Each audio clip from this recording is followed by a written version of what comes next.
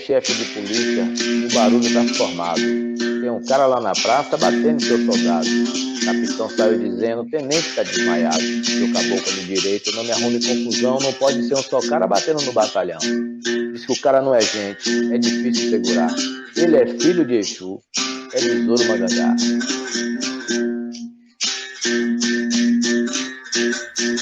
Olá, meu nome é Marcos Carvalho Lopes e esse é o primeiro episódio de uma série de entrevistas sobre a filosofia do recôncavo. Por enquanto, as entrevistas do projeto partem do diálogo com as pessoas de Santo Amaro. A ideia é que os episódios estejam disponíveis no canal do YouTube do podcast Filosofia Pop no dia 13 de cada mês. Na verdade, o projeto está começando agora. Temos 2 episódios gravados e queremos fazer de 5 a 6 episódios esse ano. Tudo depende da audiência e de como esse projeto vai se repercutir. Temas não faltam: samba de roda, chula, capoeira, maculelê, personalidades como Assis Valente, Baiano, Besouro de Mangangá, Maria Bethânia, Caetano Veloso, Guerreiro Ramos, Emanuel Araújo, Dona Edith do Prato, Roberto Mendes, Teodoro Sampaio, Mabel Veloso, festas, histórias, muita coisa. Eu que sou goiano, do Jataí, mas que moro há mais de 5 anos em Santo Amaro, faço o papel de estrangeiro nessas conversas. O compositor, professor e assessor para assuntos aleatórios, Márcio Valverde, que é de Santo Amaro, vai nos acompanhar nessas conversas. O nosso convidado de hoje é o mestre Sidney de Jesus, que vai nos explicar o que faz a capoeira praticada em Santo Amaro ser diferente de todas as demais. Mestre Sidney está fazendo um documentário sobre a história do lendário capoeira Besouro de Mangangá e tem buscado apoio para articular a Fundação Besouro de Mangangá. Vou colocar na descrição links para quem quiser conhecer esse projeto e ajudar em sua efetivação. Vamos então para a nossa conversa com o mestre Sidney de Jesus sobre capoeira.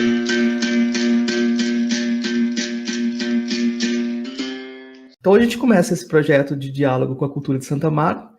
E eu vou começar já conversando com um dos mestres de Santo Amaro, que é o mestre Sidney de Jesus, né? O mestre da capoeira, uma pessoa que tem uma trajetória muito interessante dentro da capoeira, mas também uma trajetória como sindicalista, como trabalhador, né? E ele vai poder desvendar um pouco do que é a capoeira de Santo Amaro. Nessa entrevista, em todas as entrevistas desse projeto, a gente vai trabalhar, eu e o Márcio Valverde, entrevistando as pessoas, e o Márcio é de Santo Amaro, e é um mestre do samba também de Santo Amaro, né? Então, deixa eu modificar aqui. Professor Sidney, mestre Sidney, muito obrigado pela participação, por aceitar participar desse diálogo. Eu queria comentar, assim, de início, como eu te conheci. Eu não sei se você se lembra, né? Porque eu cheguei em Santo Amaro e não conhecia ninguém, né? Aluguei uma casinha e até aluguei um frigobar porque eu não tinha geladeira. Não tinha dinheiro para comprar geladeira ainda. Aí eu comprei a geladeira. Aí chegou a geladeira lá, o entregador era o mestre Sidney. Ele foi entregar a geladeira lá em casa e ele me falou, acho que ele me falou que ele era mestre de capoeira. E eu fiquei com aquilo assim na cabeça. É muito engraçado essa cidade, porque aqui, você chega no cabeleireiro, o cabeleireiro é artista plástico ou é escritor. O cara que vai te entregar a geladeira é mestre de capoeira. É muita cultura esse lugar, mestre? É isso mesmo? É sim, veja só, e isso não aconteceu só com você não, meu amigo. A Matilde, né, ela também comprou os móveis lá da casa dela e quem levou foi eu. A Elísia comprou os móveis da casa dela, quem levou foi eu. O Fausto também comprou os móveis da casa dele. Algumas coisas que levou foi eu. Então, assim, e eu já fui conversando sobre capoeira e tal, e o pessoal foi se interessando, fazendo perguntas e tal. Tem aquele professor também, esqueci o nome dele agora, um grandão estrangeiro também, foi eu que levei para ele e tal.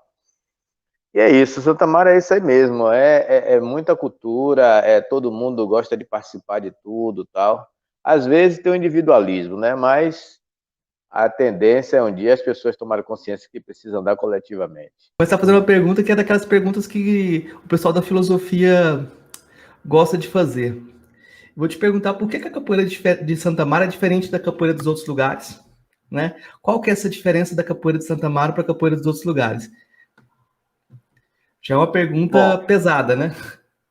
é uma pergunta importante, mas ela tem uma resposta até certo ponto fácil, né? Se a gente for levar em consideração que a capoeira jogada, a capoeira na roda, ela é um teatro, né? Então ela vai representar a história passada em cada lugar, né? E a capoeira de Santa Amaro, ela vem numa proposta de luta mesmo, né? Eu estou falando recentemente, por volta aí de mais ou menos um ano ou 2 anos, eu vim descobrir que eu já sabia capoeira antes do que eu imaginava. Aí você pergunta, como é isso? Porque a gente aprende capoeira aqui lutando, né? Ou brincando, né? Aprendia, né? Aqui em Santa Amaro. E eu aprendi a me defender na luta com os movimentos de capoeira. E ali eu já era capoeira, ali já era capoeira, porque eu não sabia distinguir a capoeira da roda da capoeira luta. Só com o passar dos tempos é que eu vim perceber isso. Então, essa capoeira que a gente faz em Santa Amaro é a capoeira que o mestre Besouro fez, é a capoeira que o mestre Cobrinha Verde fez, é a capoeira que Siri de Mangue fez, é a capoeira do mestre Limão fez, só que a gente faz ela de forma ensaiada, teatral, demonstrativa. Não é aquela capoeira que vai ter a mesma função que o mestre Besouro te dava para ela e o mestre João. Todos os dois morreram assassinados, né? O mestre, o mestre Besouro, né, que hoje faz inclusive 96 anos, se eu não estiver enganado, do falecimento dele. Ele morreu em 1924. Né? E o mestre João também morreu assassinado, salvo engano, em 1983, se eu não estiver enganado. Mestre João, por exemplo, eu já vi ele derrubar duas pessoas num único rabo de arraia. Né? Então, isso é o que? Muita técnica, muita abertura, muita força física. E essa é a capoeira de Santa Amaro, né? Hoje você vai em Goiás ou em São Paulo, você vai encontrar também uma capoeira forte, mas você vai também vai encontrar uma capoeira mais rica de acrobacia. Não é que ela esteja errada, nem que ela seja feia, mas é a capoeira que eles fazem, né? Tem a capoeira forte, que serve para luta também, mas eles, por exemplo, eu tenho visto alguns mestres aí, eu acho até muito bonito, eles fazem uma capoeira que se distancia um pouco da prática da capoeira de Santa Amaro. Rapaz, eu estou ouvindo só vocês dois aqui, mas eu queria dizer bem-vindo, né, ao mestre, dizer bem-vindo a esse espaço de diálogo sobre a cidade. Na verdade, eu sou um compositor e um professor de língua portuguesa, mas que me interessa também e tenho muita curiosidade sobre a história um pouco da cidade de Santo Amaro, os seus casos e seus mitos. Então, assim, na verdade, mestre Sidney, a gente, a gente quer fazer esse diálogo com os nossos convidados sobre os diálogos sobre a cidade, que é uma coisa assim muito bacana, né? E vai colhendo de um e de outro e vamos formando um pouco essa teia que ainda há muito a ser descoberta, que a gente precisa ir de alguma maneira ir tecendo esses conhecimentos, esses encontros, e lá para as tantas a gente vai chegar a um denominador maior. Mas, assim, dizer que é muito bom sempre falar com você e ouvi-lo, né? E o cara que você é hoje dentro da cidade, não só o mestre Sidney de capoeira, mas tudo que a capoeira lhe deu na vida, né? Mas é o mestre Sidney da capoeira, é o mestre Sidney que é o empresário, é o mestre Sidney que como é que diz, que é sindicalista, que vem de uma linha sindicalista da indústria do papel, né? Relacionado com os movimentos políticos, partidários da cidade. Eu sempre conheci assim o mestre da luta. Você, mesmo fora das rodas de capoeira, a sua vida tem sido de luta e de exemplo, né? É bom te falar, olhar cara a cara, mesmo aqui do vídeo da pessoa, e poder dizer essas coisas, né? E hoje também você na Santa Casa, também tentando ver se consegue ajudar um pouco a nossa cidade, eu vejo sempre isso. E, de repente, você agora está com com uma nova história na mão, que você precisa ajudar a construir ou a reconstruir, que é a história do Mestre Besouro. E aí? E esse cara? E esse mito do Besouro? O corpo fechado? Como é que funciona isso, mestre? Rapaz, o mestre Besouro é isso aí mesmo que ele está contando, né? É o mestre do corpo fechado, é o mestre mandingueiro, é o mestre forte também, é um mestre cheio de fé, né? Mestre Besouro, ele nasce no ano de 1895, né? E, e ele fica lá no Urupi, nasce no Urupi, fica lá no Urupi até os 13 anos de idade. E depois ele vem para Santa Amaro, né? Existe aí uma dúvida se ele começou a capoeira lá no Urupi ou se ele começou a capoeira aqui em Santa Amaro, no Trapiche de Baixo. Mas ele começa a fazer essa capoeira, aprender a capoeira com o mestre Alípio. Ele desenvolve, depois de um certo tempo ele vai, né, para Salvador para servir o exército.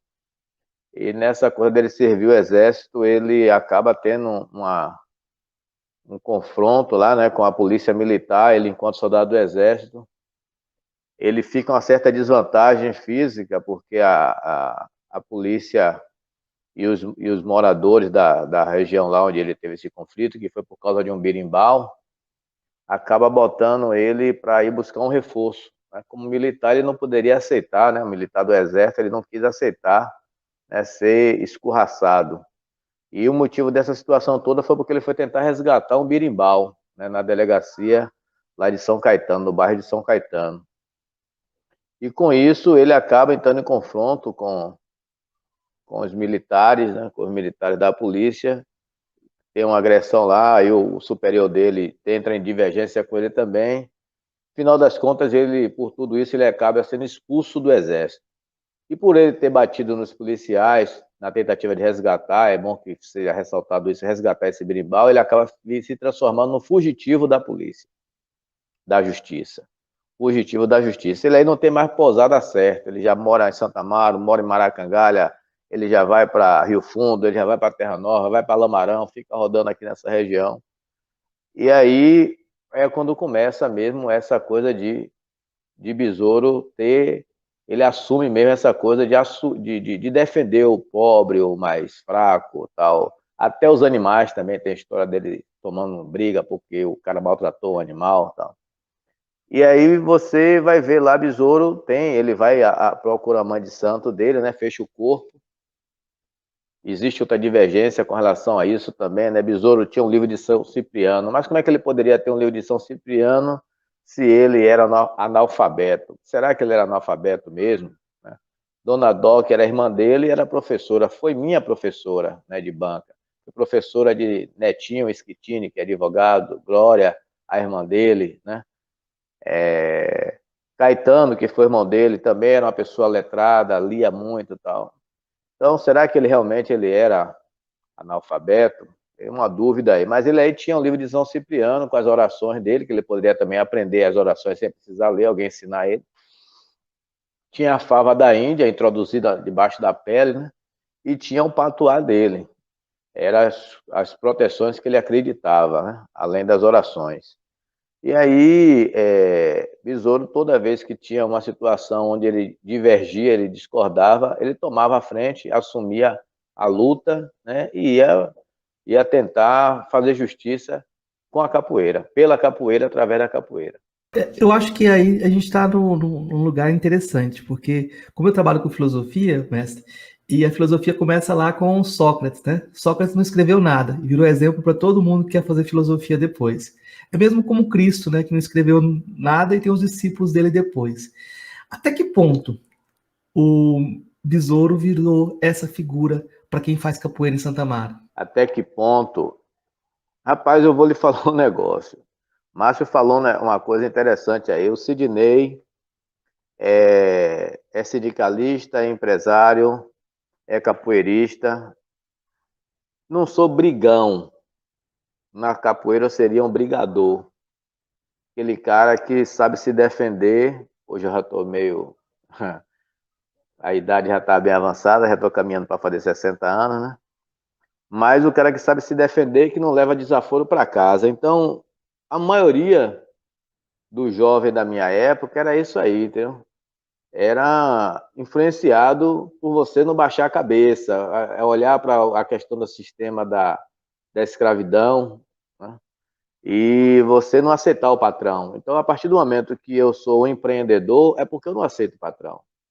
A partir do momento que eu sou um sindicalista, é porque eu quero a correção do meu direito, certo? Se você não está me dando meus direitos, eu estou exigindo ali. E aí eu não me coloco mais dentro da empresa, eu passo a ficar do lado de fora da empresa, lutando pelos meus direitos e os direitos de meus companheiros, de meus camaradas. Então, acho que Besouro, foi isso aí. Ele influenciou com o comportamento dele de mudança de casa, mudança de lugar, mudança de espaço e de reivindicar mesmo, né? Você vai encontrar vários momentos da vida do mestre Besouro, das histórias que eu ouvi falar, e ele discordou ali porque o jeito de fazer a procissão de Nossa Senhora dos Navegantes passou a ser pela elite, ele discordou e volta para a mão do povo, né? Fechou o comércio, morreu um comerciante, fechou o comércio, morreu um feirante, não fechou, fecha porque morreu um feirante, porque tem que ser direitos iguais, né? Quebrou para São Caetano, o que era isso? Vai receber um pagamento, trabalhou, na hora não recebeu, quando vai receber o dinheiro na mão do patrão, o patrão disse que não tem o dinheiro porque quebrou para São Caetano, que era um provérbio usado naquela época, ele quebrar todo mundo no pau, porque trabalhou, tem que receber o dinheiro. Então, dentro do que ele tinha em mãos, é isso aí, né? Ele usava a capoeira para poder fazer valer o direito. Eu queria que você, então, mestre, contasse uma história pra gente. A história de como... Mas... aquela história de 1989, de uma coisa do seu encontro com o mestre Carcará, porque eu acho que isso exemplifica muito como isso que você está falando sobre você e como você tem um pouco dessa máscara do besouro dentro dessa posição de sindicalista.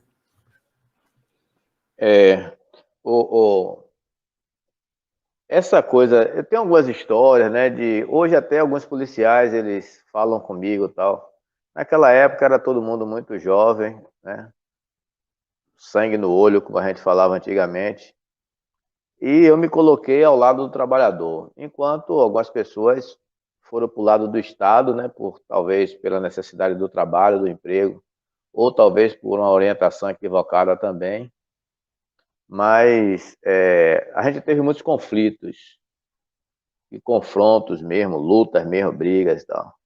Eu acho que a briga que mais me impressiona, que impressiona a mim mesmo, foi uma situação que eu passei ali no lado da igreja, né, na igreja não, da prefeitura daqui de Santa Maria, e a gente tem como testemunha aí o Chico Porto, né, que ele me ajudou muito, eu devo muito a ele por isso. A gente teve um confronto forte, veio a polícia de choque de Salvador, de Feira e tal, cercaram a cidade, eu defendendo o direito lá dos trabalhadores rurais, e o prefeito da época mandou derrubar, né, o sindicato, passou o trator por cima, e depois os trabalhadores foram reivindicar a reconstrução ou a indenização, e o prefeito disse que não ia dar. E a gente entrou em diálogo, em negociação, para que aquilo fosse corrigido, mas ao invés disso, quem chegou foi a polícia, entrou, né, no desafio, naquela coisa de ficar na provocação e tal, e acabou inevitavelmente tendo uma briga, e eu fui o pivô de toda aquela situação, porque eu já vinha tendo vários confrontos com a polícia aqui, na Bahia mesmo, né, Salvador, Santa Amaro, Feira de Santana, tal, Cachoeira, onde tinha a fábrica de papel, a gente estava perto, frente, e tinha um confronto. E aí, em um certo momento, a guarnição me cercou, né, do lado ali da prefeitura. Segundo o inquérito, que eu só tenho a primeira página, não sei como ele desapareceu aqui, mas ele está lá em Salvador, no ML, né, no Instituto Médico Legal. Ele tem uma repartição que ele registra, que ele guarda esses documentos. E tem no fórum daqui de Santa Amaro também. E os policiais atiraram de mim, segundo o relato lá do processo, 32 tiros, numa distância de mais ou menos 5 metros, e nenhum tiro pegou em mim, né? Eu aí consegui sair, também não me Não me pergunte como foi que eu consegui fazer isso, porque eu não sei. Não me pergunte como eu passei por cima daquele portão ali também, que eu não sei. Eu pulei aquele portão que ficava com a boca, pulei para dentro, depois eu pulei para fora, depois eu tomei a prefeitura, expulsei os guardas municipais, né? Tomei a prefeitura e aí começou o inferno, né? Veio essas polícias todas que eu citei aí, e aí eu tentava, não tinha celular, não tinha nenhum meio de comunicação. Quem fez esse papel foi Chico Porto, que conseguiu falar com um amigo meu chamado Peri Falcon, em Salvador, na época, se eu não estiver enganado, o governador, com certeza era ele, era Valdir Pires, e aí Valdir Pires pegou, deu a ordem para mandar me soltar, né? Mesmo assim, os caras, a polícia civil e militar, me deu um chá, tipo assim, não soltou logo de primeira, não. Eu fiquei lá respondendo perguntas e tal, sendo ameaçado o tempo inteiro. Ninguém bateu em mim, nem nada, mas eu fiquei o tempo todo sobre a mira deles, né? O escopeta, tá, aquela coisa toda, uma pressão violenta. E assim, esse confronto foi o que mais me deixou assim impressionado. E tive vários, né? Tanto em Santa Amaro como em Feira, como em Salvador. Mas esse, pela gravidade dos tiros, a distância que eu estava, né, da polícia e a quantidade de tiros que eles deram, dos tiros que eles deram, e não pegou nenhum. E como eu disse, tem testemunha, né? Tem várias, tem BA aqui daqui do Sinibu, que é eletricista, do Sinibu não, da Caixa d'Água, que é eletricista, tem Arigó, que estava lá também, tem Judásio, que mora no Jericó, tem Chico Porto, que todo mundo conhece na cidade, foi secretário de Cultura recentemente. Então, desses confrontos foi o que mais me deixou impressionado comigo mesmo. Nesse sentido de impressionar, você falou uma coisa que é importante a gente rememorar, que o mestre Carcará estava assistindo esse confronto também, né? Não, o mestre Macaco. O mestre Macaco? O mestre E qual era a sua Macaco, ele relação? estava na parte de cima da prefeitura, olhando o que estava acontecendo. E como foi a sua aproximação da capoeira? Você falou que já praticava a capoeira nesse sentido mais De de, luta. de luta, né? E como que foi então? Você tinha essa prática de existência do cotidiano, não estava afiliado a nenhum grupo? Como que era e como que você entrou nesse jogo? Eu não estava afiliado, não participava de nenhum grupo de capoeira. E aí passou alguns dias dessa situação, aí teve uma outra situação lá na padaria de seu Raimundo Brito, que era em frente à rodoviária, lá teve uns policiais lá que eles agrediram a criança e eu tomei partido pela criança, né? E aí os policiais vieram para cima para me prender, eu consegui me livrar deles, né? E contei com a ajuda de Gilvandro. Gilvando não, é Zé, filho de seu Gilvando, que é da tabacaria. Tinha uma tabacaria ali em frente da rodoviária, da Camurugipe. E aí Zé pegou, eu aguentei com os policiais e os caras também não puxou arma nem nada, mas foi uma briga, uma luta assim de um tempo muito grande que fisicamente eu acabei cansando. Acho que quando o Zé viu que eu estava cansado, ele pegou, me puxou para dentro do estabelecimento dele, arriou a porta e disse que não entrava. Ele tinha uma certa força porque o pai dele, seu Gilvando, ele era oficial de justiça, né? Então os caras aí ficou veaco, cabreiro de invadir, né? Se não fosse isso, acho que eles iam invadir. E aí não invadiram, e aí eu peguei, fiquei lá, tal, depois as polícias foram embora, aí Zé disse, não, agora vai embora. Eu peguei outro ônibus e peguei um ônibus e fui para Salvador, fiquei uns tempos lá que estava meio complicado. Quando eu voltei, aí eu procurei uma academia, né? Eu disse, não, eu tenho que morar em Santa Amaro, eu não vou sair de Santa Amaro por causa de nada, não. E aí fiquei em Santa Amaro e disse, eu vou aprender uma luta. E aí fui procurar o mestre Macaco, né? Quando eu procurei ele perguntou, você quer aprender capoeira para quê? Eu digo, rapaz, eu quero aprender capoeira para melhorar minha luta, melhorar meu jeito de me defender. Ele aí chegou, olhou para minha cara e disse, e por que você quer aprender luta? Eu disse, porque recentemente eu tive um confronto, vários confrontos com a polícia e tenho tido essa necessidade. Ele virou para mim e disse, não, Sidney, eu estava lá na prefeitura na hora que você teve o confronto e assisti tudo. Eu estava na parte de cima, lá no salão, e vi toda a situação que você passou. E aí eu me matriculei lá, era no Grêmio ainda, me matriculei na academia dele, que era o grupo, era Berimbau de Ouro na época. E aí fiz capoeira lá minha vida toda. Foi meu único mestre, meu único grupo foi esse. Depois aí agora eu criei esse grupo, né, que é esse grupo aqui, o Tradição Quilombola, que é o grupo, inclusive, que a gente dá aula lá na Unilab.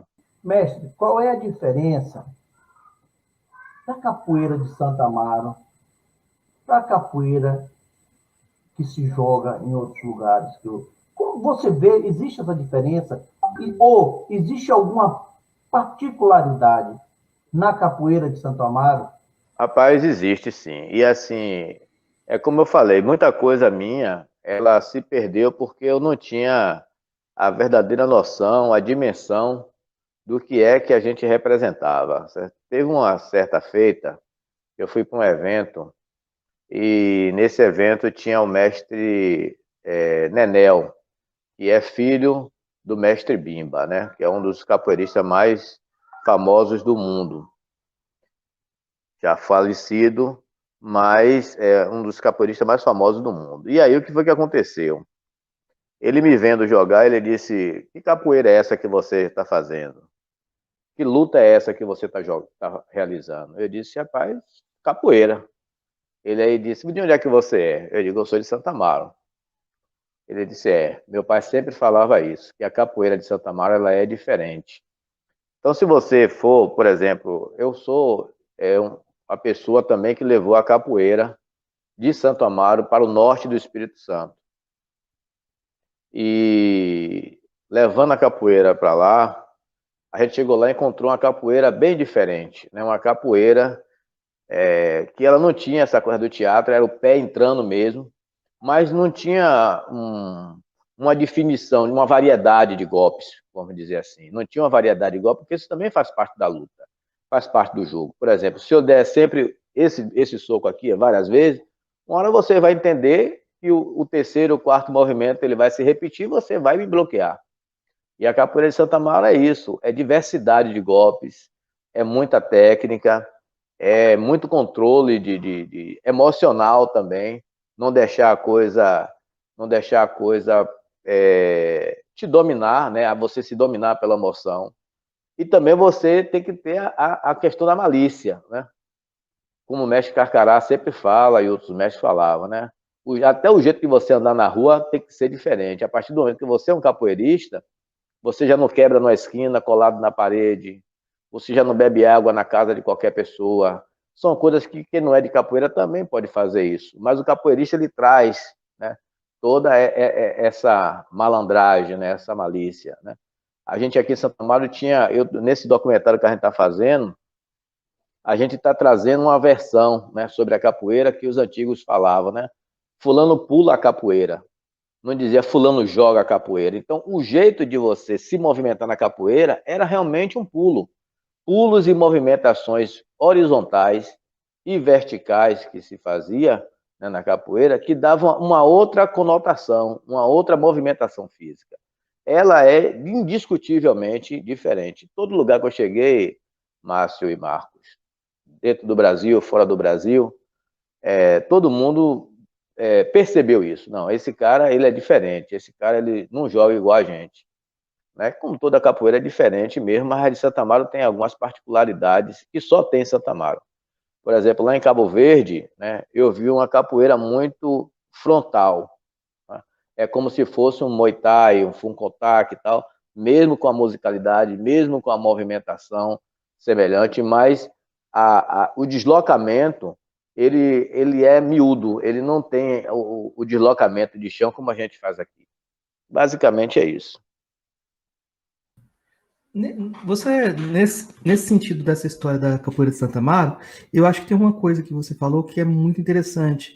Como que a capoeira de Santa Amaro, ela ficou fechada em si mesma. Depois do besouro, parece que tem um vácuo de mestres, né? Tem um período que parece que não tem mestres, e a capoeira vira algo que não se encaixa dentro desse modelo que a gente está falando aqui de escolas muito formais, né? Só depois de um tempo parece ter um espaço. Parece que ela fica fechada em si mesma, é isso? Como é que é esse período? E o que há de transição?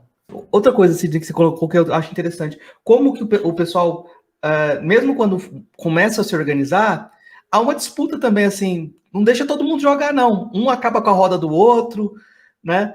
Como é que era isso? Eu acho que aí tem muita coisa para contar. Então, realmente, essa coisa do vácuo que você falou aí, e a gente perdeu muito com isso, né? Porque alguns mestres, eles tinham na sua definição de vida que o mestre morre com o seu saber. As pessoas não passavam de um para o outro, né? O saber, como as coisas. Esse toque mesmo que provavelmente a gente vai tocar aqui daqui a pouco, né? Que você já me recomendou, Santa Mara Invertido, ele estava perdido. Esse toque estava perdido. Só uma pessoa tocava aqui e não ensinava, né? Quando tocava, dizia que era um improviso, mas era um toque invertido Santa Amaro. Por um acaso, um dia, eu pesquisando, encontrei vários toques de Mestre Gato, e ele aí fala, né? Santa Amaro invertido. São Bento, toque de Santa Amaro invertido ou São Bento invertido. E aí eu fui ouvir e disse, não, esse toque é que fulano toca tal, e não é improviso não, isso aqui é um toque mesmo de capoeira. Aí fui pesquisar e fui descobrindo a história do toque, né? Que as pessoas faziam o jogo da capoeira mesmo com aquele toque. Então, esse vácuo que você está falando aí, ele acontece da seguinte forma. Você tem, né, o mestre Besouro, o mestre Cobrinha Verde, o mestre Siri de Mangue, que participavam das rodas, que eles andavam em grupos, grupos de pessoas, não grupos de capoeira. Fulano, Beltrano, Ciclano, tal, se juntava e fazia uma roda. Fulano, Beltrano, Ciclano ia para uma festa, ia trabalhar, tal. Eles andavam juntos, mas não era um grupo formal como você tem hoje. E aí você tem outras pessoas que não se destacaram tanto, né, no mundo da capoeira a nível estadual, porque a gente tem essa limitação a nível estadual mesmo. E aí depois você tem aí uma geração que chega já fazendo nome mesmo, né, que foi Amaral, que tem a primeira academia de Santa Amaro e faz o primeiro evento de Santa Amaro de capoeira. E aí nesse processo já surge a figura do mestre Limão, né, que também morreu assassinado lá no Ponto do Carvão, entre o Ponto do Carvão e a Cepel, mas ele foi um capoeirista bom, forte, inclusive tem muitos alunos, né, em São Paulo, muitos alunos mesmo, e o nome dele Limão é porque ele era comerciante, ele vendia limão mesmo, e nessas idas e vindas dele de São Paulo para Bahia e da Bahia para São Paulo, ele também levava a capoeira, e aí ele foi se firmando, né, na capoeira lá no Sudeste, e conseguiu ter um trabalho e deixou lá uma semente. Mas uma volta dessa para a Bahia, ele teve um confronto com os alagoanos aí e tal, que acabaram matando ele, assassinando ele. Mas aí você tem esse período do Mestre Limão, que foi um período forte, porém curto, e durante muitos anos, quem segurou a capoeira de Santa Amaro foi o Mestre Ferreirinha e o Mestre Carcará, né? Mas qual é a história do Mestre Ferreirinha e do Mestre Carcará, né? Que eles chegaram a ter academias e alunos e tal. O Mestre Carcará, ele é aluno do Mestre Vivi, que era filho, Mestre Vivi era filho do Mestre Popó. E o mestre Ferreirinha, ele era aluno do mestre Asa Branca. E o mestre Ferreirinha não era de Santa Amaro, mas ele fez raiz em Santa Amaro, deixou família em Santa Amaro e tal. Então, durante décadas, mais décadas mesmo, só se tinha em Santa Amaro esses dois mestres, mestre Ferreirinha e mestre Carcará. E aí depois veio surgindo o mestre Dimas e tal, e depois de um bom tempo aí vem o mestre Adó, mestre Macaco e tal, e aí vai mudando a configuração da capoeira de Santa Amaro. Mas durante muito tempo, ou você era de uma linha ou era de outra, ou você vinha da linha de Ferreirinha, ou você vinha da linha do mestre Carcará. E tinha outra questão, né? A capoeira não aparecia na rua, ela só surgia mesmo nas festas, nas datas comemorativas, né? Nas datas comemorativas, era no 7 de setembro, era na lavagem de Santa Amaro, era no dia da procissão, era no 13 de maio, no Bembé do Mercado. Então ela tinha data certa, né? Sempre repetindo para aparecer. Hoje, depois de um certo tempo, passou a ser todo final de semana, qualquer dia tinha roda de capoeira. Agora mesmo, quando tem a lavagem, agora está suspenso por causa da Covid, da pandemia, mas quando chega o período de festa de Santo Amaro, todo dia tem uma roda diferente na praça, e antigamente não era isso, né? Você tinha as datas já certas para acontecer a roda. Então esse vácuo tinha mesmo. E essa coisa da disputa aí que você lembrou, eu mesmo já cometi essa estupidez, né?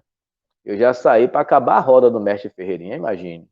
Eu saía do minha academia, que eu treinava com o mestre Macaco, juntava com 2 ou 3 colegas, e vamos lá acabar a roda do mestre Ferreirinha, sem ter a menor noção do que a gente estava fazendo, sem ter a menor noção do que a Capoeira Santo Amaro representava, a menor noção do que o mestre Ferreirinha representava. E a gente ia para lá perturbar o trabalho de uma pessoa que merecia aplausos. A gente chegou lá não chegou não, a gente passei a assistir alguns vídeos aí, você vai ver mestre Ferreirinha no Rio Grande do Sul, mestre Ferreirinha em Salvador, mestre Ferreirinha em Santa Catarina, o teatro cheio, os ginásios cheios, para poder assistir mestre Ferreirinha jogar capoeira, e a gente não sabia, não tinha noção do que era isso. A gente era estúpido mesmo, ignorante mesmo com relação a isso, porque a gente achava que capoeira era só Santo Amaro. Quando nada, eu era um dos que pensava isso.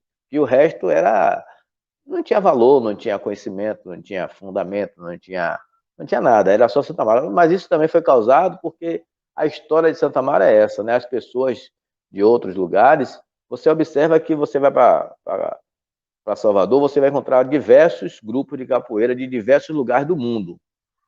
Da Bahia, de Recife, não é? Do Rio de Janeiro. Mas em Santa Amaro não tem nenhum grupo de fora. Nunca entra, não entrou, porque tinha medo. Tinha receio de entrar em Santa Amaro. Então a gente se achava o quê? O rei da cocada preta, ingenuamente. É incrível isso aí que você está falando, porque eu anotei aqui, quando o Marcos o professor Marcos começou a falar sobre o besouro e falar dessas coisas de capoeira de Santa Amaro, e aí veio imediatamente flashes, né, que eu vivi dentro de Santa Amaro, exatamente dessas interferências em outras capoeiras. Mas o que eu queria falar e te perguntar como é que é isso, como é essa capoeira de Santa Amaro? Essa capoeira que é criada na história de um mito chamado besouro, e aí quando você vai na rua, você vê uma luta de um cara como Álvaro, como o mestre Macaco, aí você já vê um outro aspecto na luta de Zé Dário. Eu já vi várias vezes, por exemplo, o Zé Dário dar cada pesada que derrubava a pessoa. O Zé Dário dava um rabo de arraia que quando pegava no cara, o cara ia para o chão. Mas aí, ao mesmo tempo, você via o mestre Adó, que tinha também uma linha também parecida com isso, mas nem tanto. Então, cada um no seu estilo, né? E eu sempre achei que o que o mestre Ferreirinha e o mestre Carcará, que era o mestre de todos nesse aspecto aí, porque assim, sempre quando eu ia para uma roda que se dizia o mestre Carcará está, ele aglomerava a gente. Você sabe disso, ele aglomerava. Porque ele tinha uma luta vigorosa, ele tinha uma luta de muita força, de técnicas que todo mundo achava que era só uma coisa que ele fazia, ele sempre surpreendia a pessoa que estava lutando ou jogando com ele. Mas, assim, existia em Ferreirinha uma delicadeza maliciosa que não tinha nos outros mestres. Eu não sei se ele não tinha um recurso da força bruta, né? da massa física. Ele era um homem relativamente magro, pequeno. Pelo menos essa é a imagem que eu tenho dele. Eu fui assistir algumas vezes o mestre Ferreirinha, e o tipo de jogo que ele implementava na roda era um jogo diferente, era um jogo menos aéreo. E então, com base nisso aqui, Besouro, Carcará, Ferreirinha, mestre Adó, mestre Sidney, mestre Macaco, Álvaro, Zé Dário, versus mestre Ferreirinha, onde é que existe, dentre esses caras todos, onde é que entra a capoeira de Santo Amaro aí, dentro dessa diversidade que eu estou falando aí?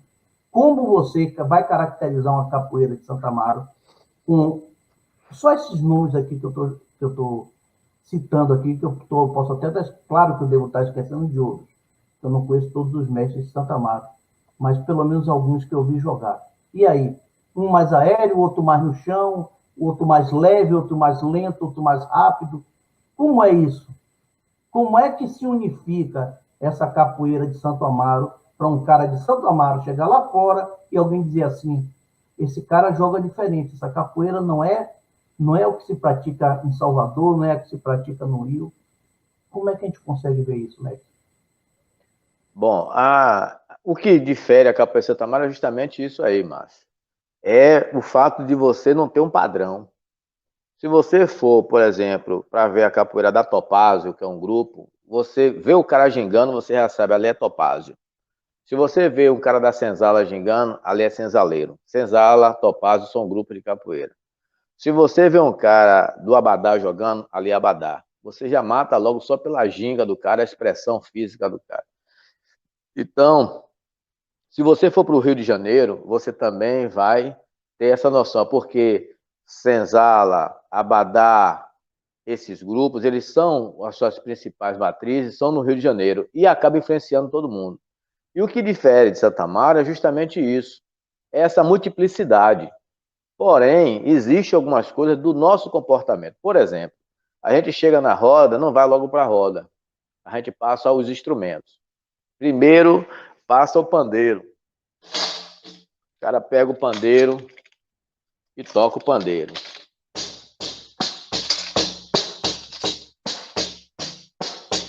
Toca o pandeiro. Depois ele vai e pede para tocar o atabaque.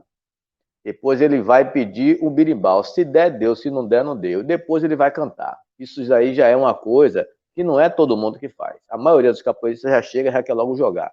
Então, Santa Amaro tem esse padrão, tem essa característica, né? Do jeito como você chega na roda. Os caras já estão vendo que você chegou diferente.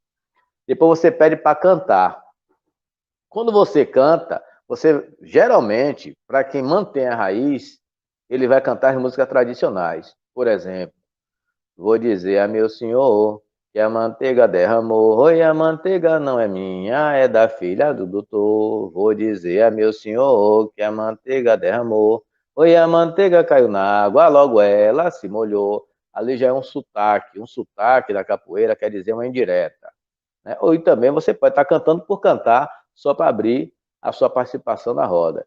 Então, isso já é um comportamento diferenciado. Você iniciou pegando os instrumentos, não chegou logo jogando. Quando você cantou uma música histórica, uma música tradicional, não cantou a música contemporânea. E o cara que sabe a música contemporânea é porque ele viveu aquilo durante muito tempo, a não ser que ele aprendeu com alguém que viveu. Depois, a questão é o jeito como você vai descer no pé do berimbau. Não é ainda o golpe. Como é que você desce no pé do berimbau? Você faz um sinal da cruz, você vai no pé do atabaque e faz um sinal para alguma entidade, você faz uma queda de rim. Você ainda nem entrou na roda. Quando você entrar na roda, você já vai entrar também com outro comportamento. Geralmente, todo capoeirista de Santa Amaro, ele ginga em pé. Ele ginga em pé, ele não dobra o dorso, ele não dobra a espinha para ele jogar, porque ele está acostumado com a capoeira luta. Aquela capoeira que pode sair um soco, que pode sair um chute na cabeça. Então, se você está com a cabeça, o corpo dobrado, e ele está numa linha reta, próximo do adversário, facilita, você fica vulnerável. E você pode tomar um golpe e não ter condições de recuar seu corpo, de atrasar o passo e recuar o corpo para esquivar. Porque a esquiva ela pode ser para o lado, pode ser para o outro lado, mas ela também pode ser para trás. Então você já vai começando a ver essas características, o cara não deu nenhum golpe ainda. E quando ele começar a soltar os golpes, né, isso é uma regra em Santa Amaro. Isso é uma regra. Todo mundo aqui em Santa Amaro joga desse jeito. Isso é que eu falei com você, não é só eu. Todo mundo aqui tem, a maioria, ou absoluta, ou perto disso, tem esse tipo de comportamento. Quando ele começar a soltar os golpes, ele vai soltar muito golpe frontal, iniciando, né? Frontal.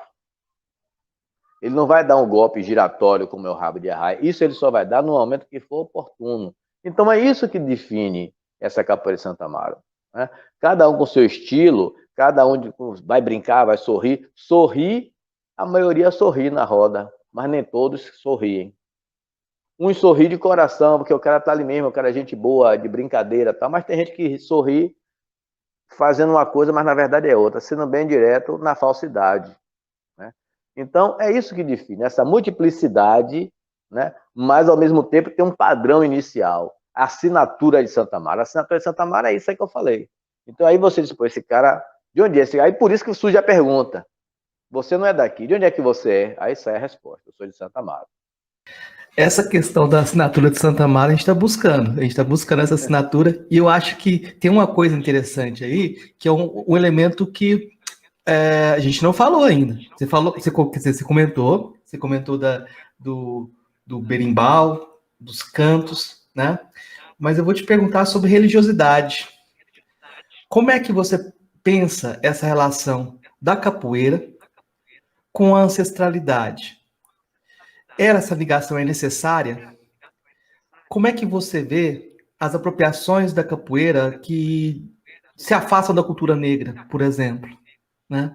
Em Santa Amaro, essa vinculação, por exemplo, você falou do livro de Cipriano, que o Besouro tinha, né? Mas também falou do corpo fechado dele, né? Como é que é essa relação, a religiosidade dentro da capoeira? Santa Amaro. Veja só, quando a gente fala, não sei se o professor conhece a história de São Cipriano, né? São Cipriano é um livro de bruxaria, né? O São Cipriano, ele não é um santo da Igreja Católica, né? Ele tem esse livro, é um livro de bruxaria, um livro de magia. Então tem tudo a ver com a questão do corpo fechado. O corpo fechado é uma questão mística também, né? Embora o pessoal do Candomblé também faça o fechamento do corpo, mas numa outra filosofia, não do São Cipriano, mas no final das contas é uma proteção, é uma questão mística, né? Eu, por exemplo, eu não me aprofundo nessa questão religiosa, até porque minha avó, Fanu, que é a dona dessa casa aqui, agora onde é minha academia, e minha avó Tazinha, que eram pessoas, né, bastante antigas e da roça, que conheciam isso, elas, assim, o tempo inteiro diziam, meu filho, não se meta nisso, não entre nisso. Por exemplo, para simplificar, o livro de São Cipriano, segundo a lenda, segundo as falas, não a lenda, as falas, que eu já ouvi, ele vai lhe dar 7 anos de vida boa, você vai conquistar a mulher que você quiser, você vai ganhar no jogo, você bala não vai lhe furar, faca não vai lhe furar, mas depois vai ser 7 anos de atraso, 7 anos de coisas boas que você vai conseguir, e o resto de sua vida vai ser atraso. Você só vai ter uma roupa no corpo, quando você tiver que morrer, quando você for morrer, inclusive você vai saber o dia que você morre, mas você tem que tirar a fava da Índia, né, do seu braço, da sua pele.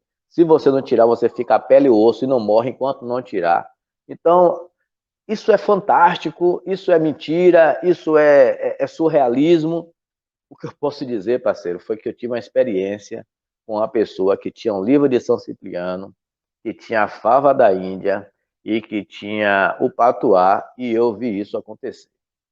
Infelizmente, eu tinha um amigo que ele tinha esses recursos da mandingagem, lembrando que a mandinga que a gente fala aqui não é a mesma proposta, não é a mesma situação da mandinga que todo mundo conhece na África. Para quem estuda a África sabe que mandinga lá é uma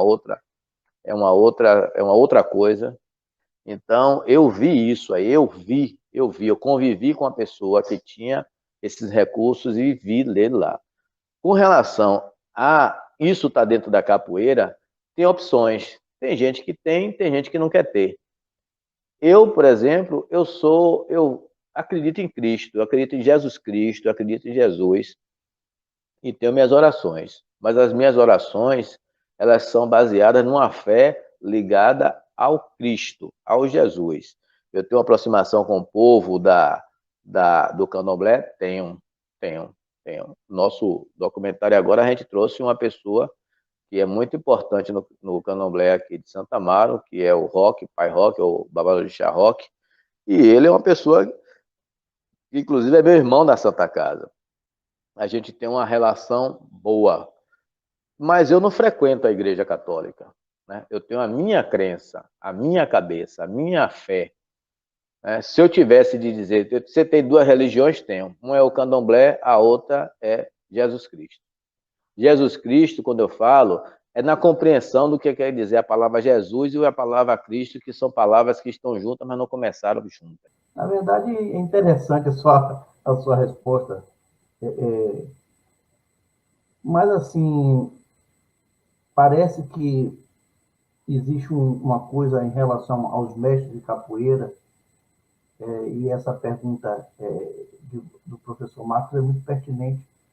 Sempre se cria um mito em cima dos mestres de capoeira. Então, todo mundo sempre diz, não, aquele mestre ali, o tal mestre tem um corpo fechado, né? Por isso essa pergunta, né? Eu acho que é assim, muito, muito interessante.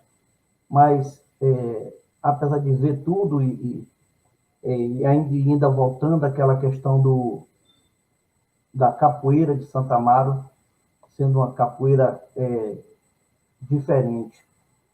Essas questões de misturar, porque mistura, lá faz tantas você vê que misturar a religiosidade da capoeira, ela não nasce dentro do candomblé, também, isso não seria, isso seria equivocado dizer que a capoeira, em parte, ela vem como um suporte técnico para que se cultue os orixás, e ali você tem as capoeiras ao redor para proteger esse povo de santo que é massacrado o tempo inteiro. Por exemplo, eu vou citar um exemplo do que é que eu quero lhe perguntar e ver como é que você pensa, qual a sua visão em relação a isso. Um ano após a abolição, João de Obá começou a festejar o Bembé do Mercado, do 13 de maio, como uma festa de libertação e levando as oferendas a Iemanjá, de feirantes e pescadores, certo? E assim, a partir daí, nunca se deixou de bater o candomblé. Mas, desde quando eu sou criança, que eu noto o seguinte, quando você vai ao Bembé do Mercado, você tem no centro o barracão, que é o núcleo religioso da festa, é o principal núcleo da festa, 13 de maio, é o barracão, mas, ao redor dela, tinha também os grupos de capoeira. Quando eu era pequeno, eu já presenciei vários grupos de capoeira ao redor desse barracão, vários mestres com rodas diferentes de capoeira e até mesmo de maculelê. Isso também, nos tempos atuais, isso virou uma apresentação cultural, religiosa e cultural. Mas naquele tempo, num tempo mais antigo, onde se proibia bater candomblé, onde se proibia capoeira, que era considerado vadiagem, onde se tocar samba, também as rodas de samba, considerado vadiagem. Então, não seria também essas movimentações culturais, não seria também parte dessa liturgia religiosa das religiões afro-brasileiras?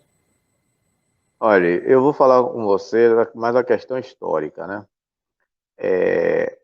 Os capoeiristas de antigamente, quase todos eles eram ligados ao candomblé. Isso é indiscutível.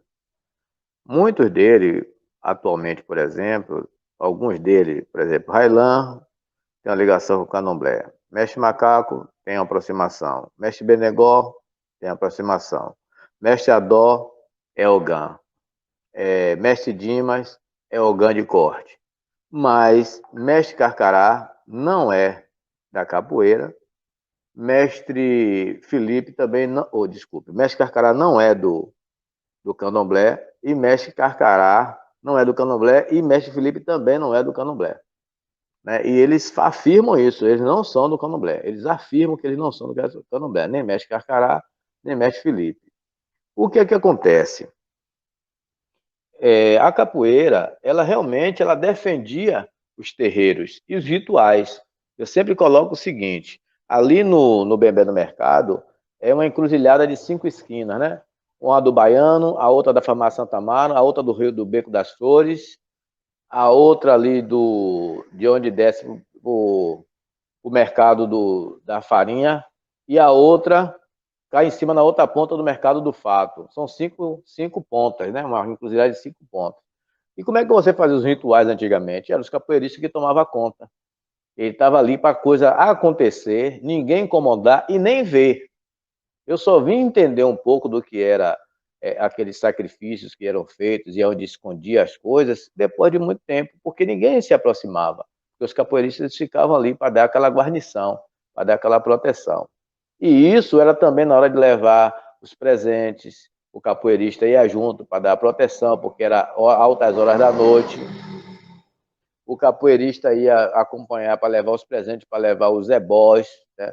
Para levar as oferendas. Então, a proteção realmente era o capoeirista.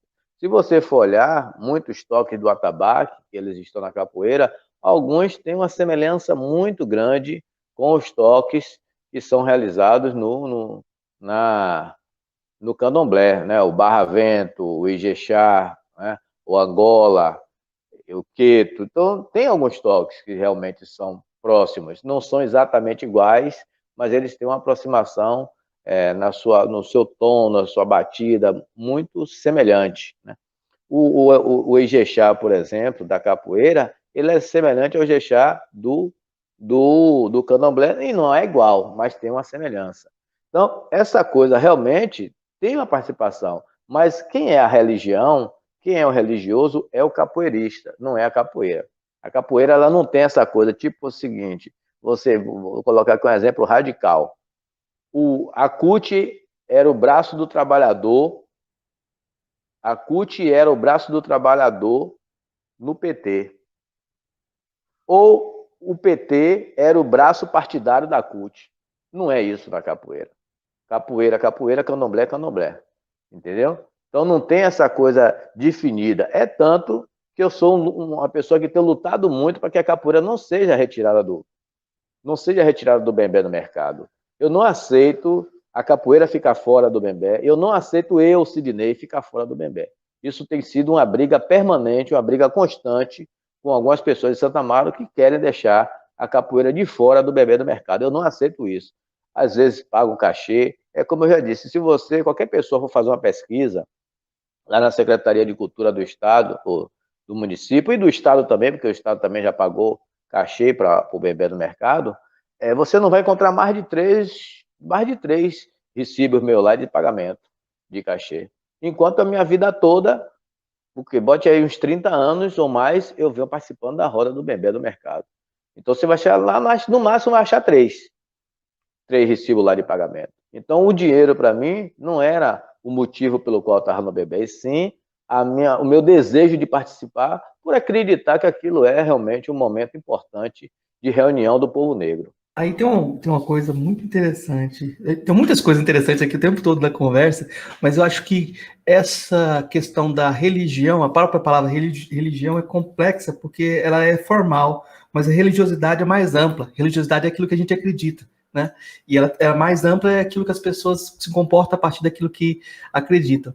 E aí eu acho que é interessante pensar como se cria a comunidade, o que é Santa Amaro, e como essas coisas hoje talvez elas estejam mais separadas, mas talvez em algum momento elas não foram tão distintas. Eu estou dizendo assim, o maculelê e a capoeira, né? Você tem o samba de roda, quando você pega as cantigas da capoeira, você começa a ver aproximações e essas fronteiras são meio complicadas de definir.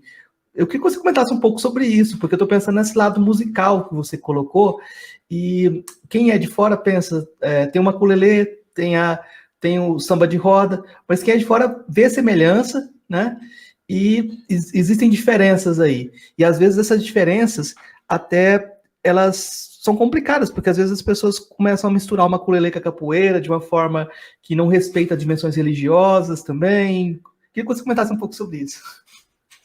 Primeiro, você está certo, tem essa questão do respeito, né, pelo que você canta.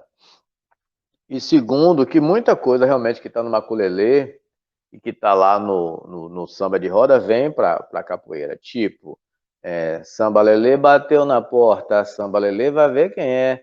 Samba lelê é meu amor, samba lelê samba no pé. Essa música está na capoeira, ela está no samba. Né? E tem outras músicas que também estão poucas, né? Estão lá no maculelê e vem para o samba. Mas aí que difere, isso é uma outra característica que traz essa singularidade para a capoeira de Santa Amaro quando você vai para outros estados e outras cidades. Tipo o seguinte, outro dia um garoto chegou, uma pessoa, acredito eu, inexperiente, criticou a música do Mestre Felipe. Ele cantou assim, debochando, ele disse, como é que pode, rapaz, uma música dessa dizer que é música de capoeira?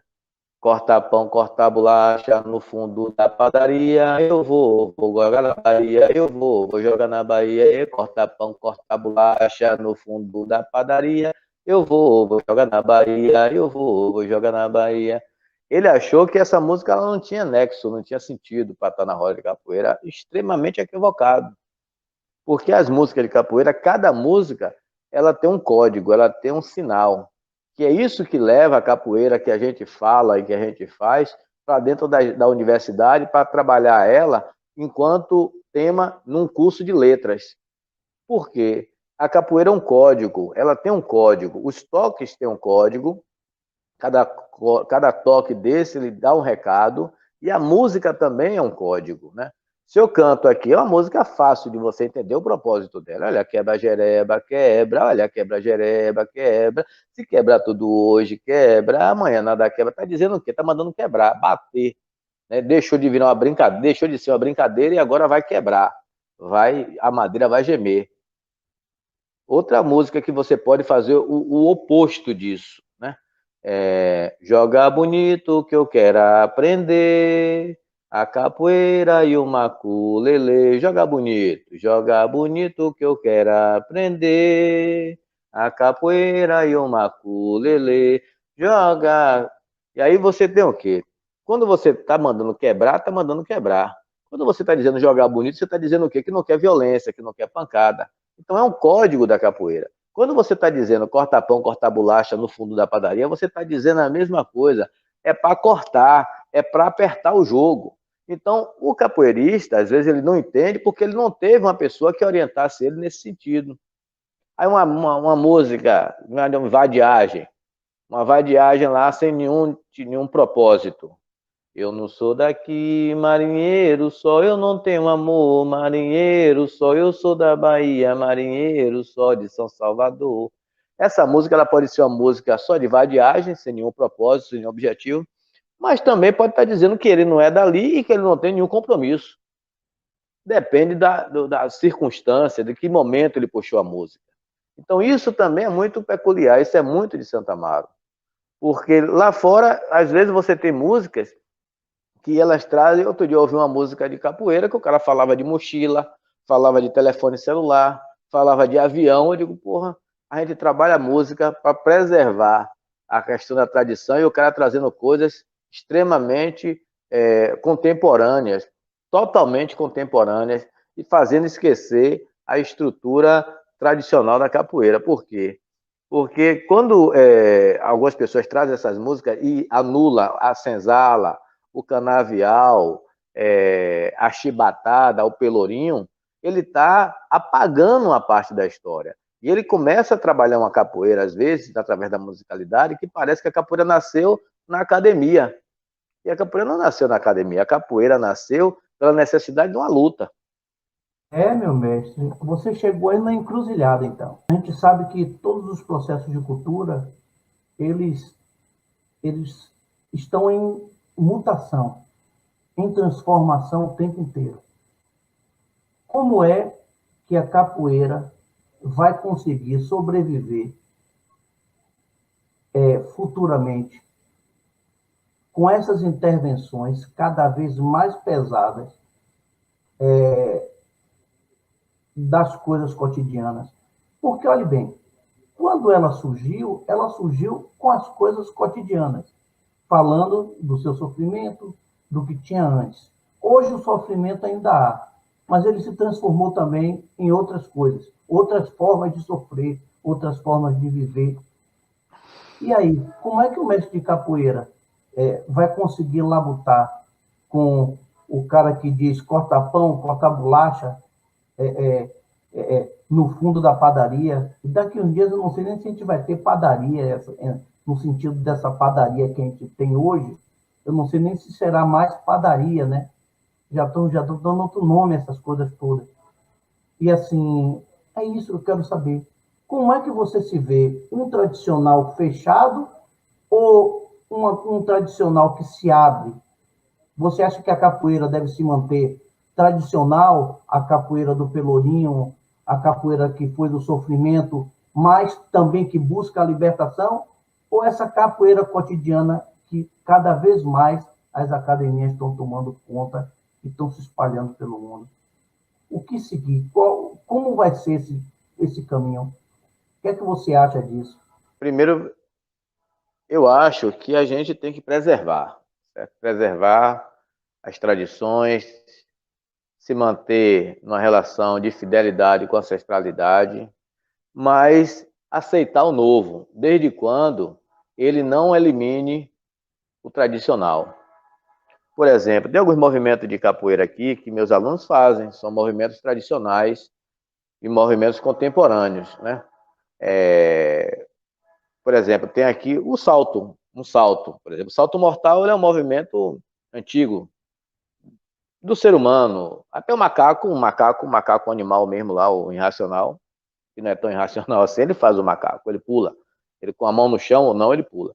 Mas aquele salto mais elaborado, aquele salto que parece ser de Olimpíada, tem aluno meu que faz. Mas eu não digo a ele que não faça, eu só digo a ele que ele tem que saber o momento certo para fazer aquilo. E o lugar certo dele fazer aquilo. Então a gente consegue conviver com o contemporâneo e com o histórico. Só uma brincadeira, já que a gente está falando de capoeira tradicional, de capoeira, vamos chamar de capoeira moderna, ou que se pensa com a capoeira contemporânea pós-moderna das academias, que às vezes jogam o rito no chão.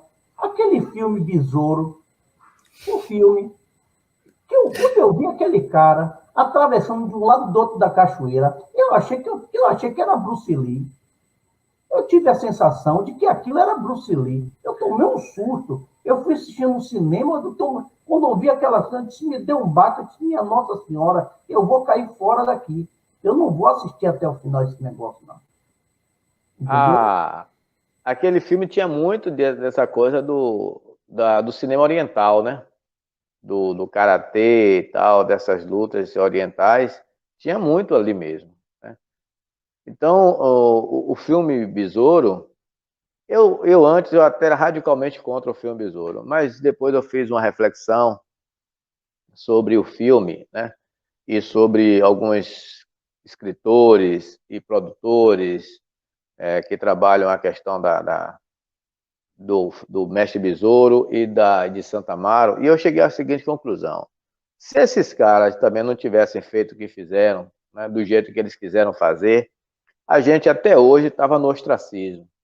O que fez Sidney, por exemplo, abrir os olhos, né, e começar a defender essa capoeira tradicional, não só eu, o mestre Zedário também faz esse papel, o mestre Badog também faz esse papel, de defender essa capoeira como uma terceira um terceiro estilo de capoeira, capoeira Angola, capoeira regional e capoeira de Santa Amaro, e a capoeira de Santa Amaro como ela ser a primeira, como ela ser a primitiva.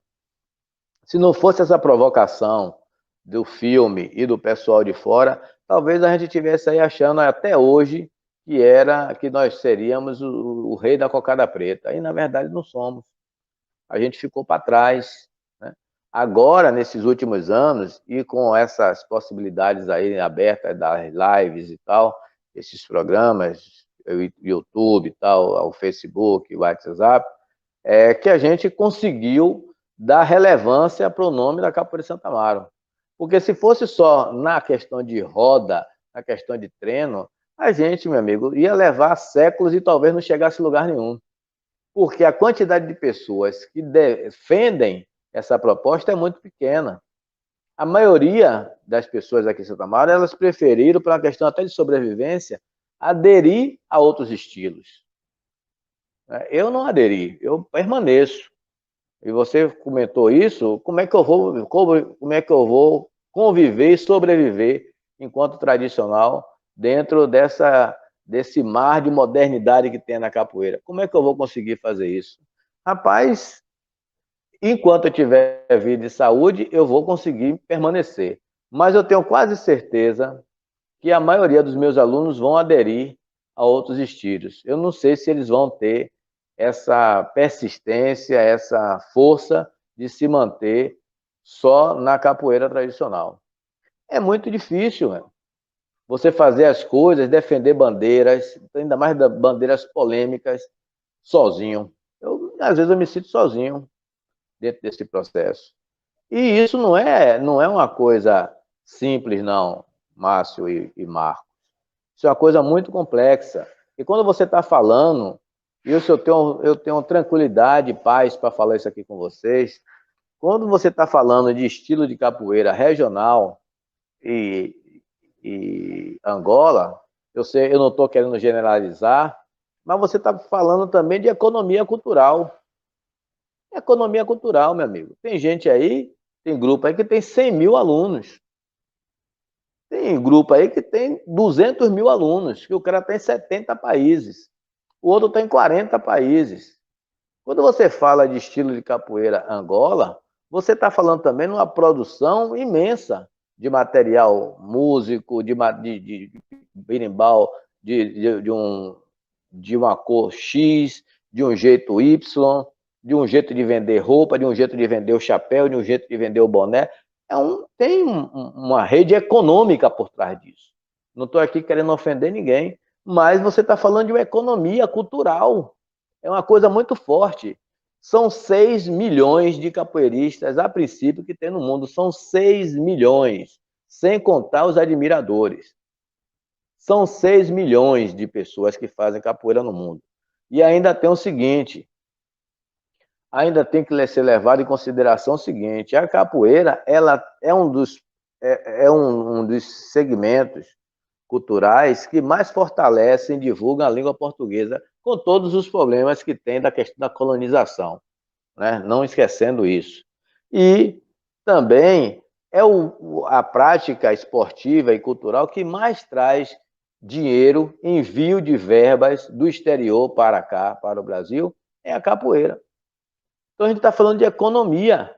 Então, quando eu venho com essa proposta, ou nós chegamos aqui com essa proposta de capoeira tradicional, isso não é uma coisa que passa despercebida. Isso é uma coisa que incomoda. E você está falando também de controle, de poder, embora a nossa intenção não seja essa. Eu já estou, como eu já falei, já estou com quase 60 anos de idade. Entendeu? Vamos imaginar aí que eu viva mais 20 ou 30 anos, ou que eu viva mais 20 anos em atividade, como está aí o mestre Felipe, mais 20 ou 30 anos de idade, que ele está com 94 anos. Então, o meu período está passando. A minha gestão, enquanto agente cultural, ela está chegando perto do final. Quando a gente fala em capoeira em Santa Amaro, a gente fala de modo de vida, né? A gente falou do besouro e falou da ligação com o samba, do maculelê, como essas coisas estão vinculadas à comunidade. E toda vez que a gente sai da comunidade, a gente começa a fazer sucesso, entre aspas, e as pessoas começam a falar mal da gente.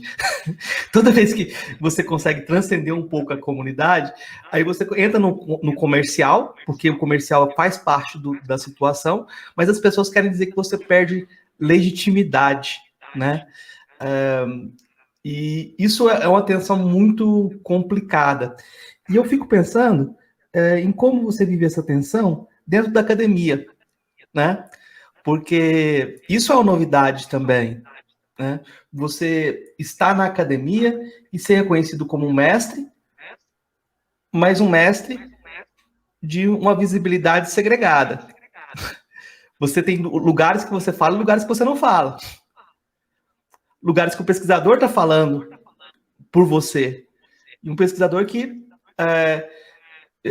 vai falar na linguagem da academia, tem a formação acadêmica, mas não tem a forma de vida. Como é que você vê essa tensão aí? Rapaz, eu não gosto disso. Eu acho isso, inclusive, injusto. Injusto, porque hoje eu faço a faca de ticum. Eu ouvi do mestre Felipe, vou repetir, o mestre mais antigo em atividade do mundo, ele elogiar meu trabalho. Ô, Sidney, você se superou. Essas facas que você faz é linda. Eu vi lá um mestre, até Rochinol, na Holanda, que ele fala um português perfeito, nascido na Holanda, e ele disse, mestre, eu não quero nem saber quanto é o frete. Eu quero que o senhor mande para mim 5 facas de ticum. Eu mandei para ele 4 facas de ticum e uma de pati. O professor Grilo, que está lá na Bélgica, falou mais ou menos a mesma coisa. Encomendou, ele vai estar aqui agora no dia 17 e vai levar as facas lá para ele, para uso de exibição lá da academia dele. Então, lá fora a gente é valorizado, né? A gente é reconhecido. Mas, ao mesmo tempo, muita gente nos vê como uma ameaça. É lamentável eu ter que falar isso, mas é a realidade. Né? É a realidade. E essa coisa desse conflito, ele não acontece só fora de Santa Amaro, dentro de Santa Amaro também. Quando você começa a se destacar, e eu sempre tive essa preocupação, fazer o meu trabalho sem incomodar o outro. Por exemplo, aqui na minha academia a gente não faz maculelê. Tem as grimas ali, se tiver uma necessidade de uma brincadeira tal, a gente faz, mas não é carro-chefe principal. Não é o carro-chefe o maculelê. A gente faz o samba, porque a gente é muito requisitado para fazer o samba, para bater o samba nas apresentações. Né? A gente tem aí... faz algumas apresentações teatrais, faz sim, faz o Santa Maria, o jogo de faca e navalha, a gente faz algumas coisas, mas, por exemplo, eu não entro no Nego Fugido, não sei e não me interessei, porque eu acho que quem tem que fazer o Nego Fugido são os descendentes daquelas pessoas que aprenderam a fazer o Nego Fugido. Eu não entro no Samba de Severo, tá lá para as pessoas que já vêm arrastando isso aí há décadas. Eu não entro no Lindo Amor, não sei, na puxada de rede também não sei, e bato palma. Bato palmas para quem faz e sabe fazer. Porque fica complicado você querer fazer tudo, abraçar tudo. Eu acho que eu tenho que respeitar o outro espaço. Eu já tenho aqui o meu potencial, eu falo de história do Recôncavo, eu falo de história da África, eu falo da história Brasil-África, eu faço minhas facas de ticum, eu faço outros artesanatos de casca de coco, eu faço a minha capoeira diferenciada, a capoeira tradicional. Então, porque eu ainda posso até aprender, nunca é ruim aprender mais alguma coisa, mas não para concorrer com outro mestre, com outro grupo, só porque eu acho que ele está ganhando dinheiro, eu vou para lá também ganhar, e se ele não estiver ganhando dinheiro, eu vou gastar meu tempo, perder meu tempo, além de prejudicar ele, que ele às vezes não tem uma renda, não tem um trabalho, eu vou dividir com ele o pouco que ele tem. Eu acho isso injusto e não muito sensato. Quero lhe dizer que eu já anotei aqui, corta pão, corta bolacha, no fundo da padaria, eu vou sambar na Bahia, eu vou sambar na Bahia. Eu vou jogar na Bahia, pode ser sambar também, né? Porque eu vou transformar isso em samba corrido, né? Eu vou transformar isso aqui no samba corrido, e assim, você falou da música Marinheiro só para a gente fazer só uma provocação. Essa música, ela é de Dorival Caymmi. Sim. Essa música é uma música de domínio público, que ele pegou ou foi criação dele? Não sei, aí eu não sei lhe dizer. Eu já nasci já sabendo, aprendendo essa música aí na roda de capoeira. Mas do jeito que ele canta, não é o jeito que se canta, que eu canto na roda de capoeira, porque também tem muito isso, viu, Márcio? Às vezes, eu modifico algumas músicas para a situação que eu estou vivendo. Por exemplo, eu tô lá sei lá, em Lisboa, e aí eu tô me vendo sozinho. E aí os caras começam a me apertar na covardia. Aí eu vou cantar lá. Terra boa é minha Bahia, que tem capoeira de noite e de dia. Terra boa é minha Bahia, que tem capoeira de noite e de dia. Quando eu vim da Bahia, eu vim só. Eu não trouxe nem pai, nem mãe, nem vó. Quando eu vim da Bahia, eu vim só. eu não trouxe nem pai, nem mãe, nem vó. Eu tô dando um recado ali pro cara, porque ele tá ali com 20 pessoas.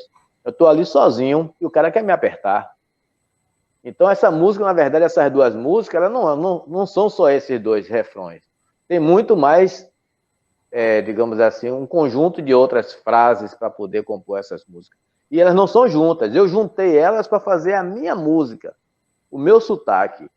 Então, essa música de Eu Não Sou Daqui, Marinheiro Só, ela também não é cantada exatamente do jeito que a gente canta. E eu canto quando porque eu também, como eu falei, eu mudei muita coisa aí. E mudei que esqueci como era a original. Certo. Você falou em 6 milhões de capoeiristas É o que por dizem. esse mundo de, meu Deus, uma estimativa, mas eu gostaria de dizer o mesmo, que tem esses mesmos 6 milhões de sambadores, né? De forma organizada.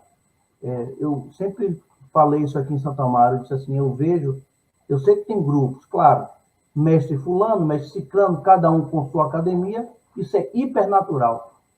Mas, assim, o que eu vejo aqui é que de Santo Amaro para fora, vocês conseguiram grandes, grandes coisas, né? Além de trabalhar a questão social, porque não pode dizer, essa economia criativa, ela é uma economia criativa que vem também com uma economia sociocultural e educacional profunda, entendeu? Que a capoeira não é só não é só o jogo, não é só o toque, mas é também uma escola. Capoeira, ela funciona como uma escola que dá o caminho, né? Dá o caminho a esses meninos dessa região. Então, assim, esse trabalho social que a capoeira vem fazendo em Santa Amaro, e mesmo, como é que diz, ele não necessariamente tem um suporte público, independente que tenha ou que não tenha esse suporte, mas é um movimento de resistência. Tá? Essa coisa que acontece com a capoeira. Então, você vê as taxas sempre pequenas, mas aí é o berimbau que é feito, que é vendido, é o pandeiro que é feito, que é vendido, é o chocalho que é feito, que é vendido.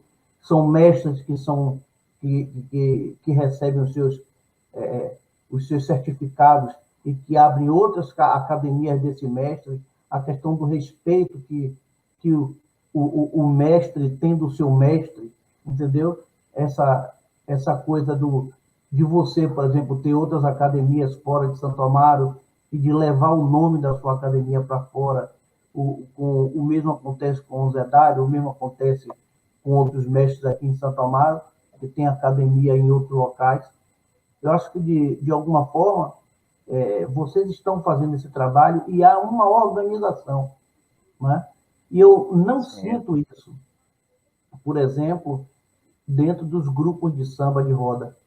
Mesmo considerando que teve uma melhora muito grande com a Associação dos Sambadores da Bahia, a SEBA, eu acho que eles conseguiram juntar esse povo, eles conseguiram catalogar esses grupos, conseguiram fazer casas diversas do samba, mas ainda assim eu acho que esse samba também está sofrendo uma influência muito pesada de instrumentos mais contemporâneos, perdendo um pouco aquelas coisas dos antigos mestres. E assim, eu também vejo isso, eu vejo isso com muita preocupação. Né? Eu sei que as coisas estão em mudança, tudo está em transformação. Nada pode ser o mesmo. A capoeira de antes não pode ser a mesma de hoje, mas pelo menos ela tem que conservar a essência. Eu acho que é isso que você traz aqui para a gente, que essa essência ela precisa ser preservada para que a parte original ela continue viva. E eu sinto, às vezes, que dentro dos processos de samba de roda, alguns grupos tentam conservar isso, mas a maioria termina por fazer uma abertura muito ampla e assim, eu acho que isso termina complicando as coisas. Como é que você vê isso aí? Com certeza, rapaz. O mestre de medicina, que é um mestre, vamos dizer, renomado, né, na Bahia e no Brasil, quando eu entrei na capoeira, eu tentei organizar algumas coisas, tipo fazer estatuto, tal, que eram coisas básicas, eu não ia mexer com os fundamentos, não ia mexer na estrutura tradicional da capoeira. Ele virou para mim e disse: cuidado para você não super organizar e acabar estragando. Isso ele me falou lá pelos anos de 1992, 93, por aí. E ele estava certo. Viu? Então, acho que se mudar demais, né, vai deixar de ser. Tem que ter esse cuidado. O samba chula que João do Boi faz, né, dificilmente você vai conseguir reproduzir. Você que eu falo, não falo Márcio, eu falo qualquer outra pessoa.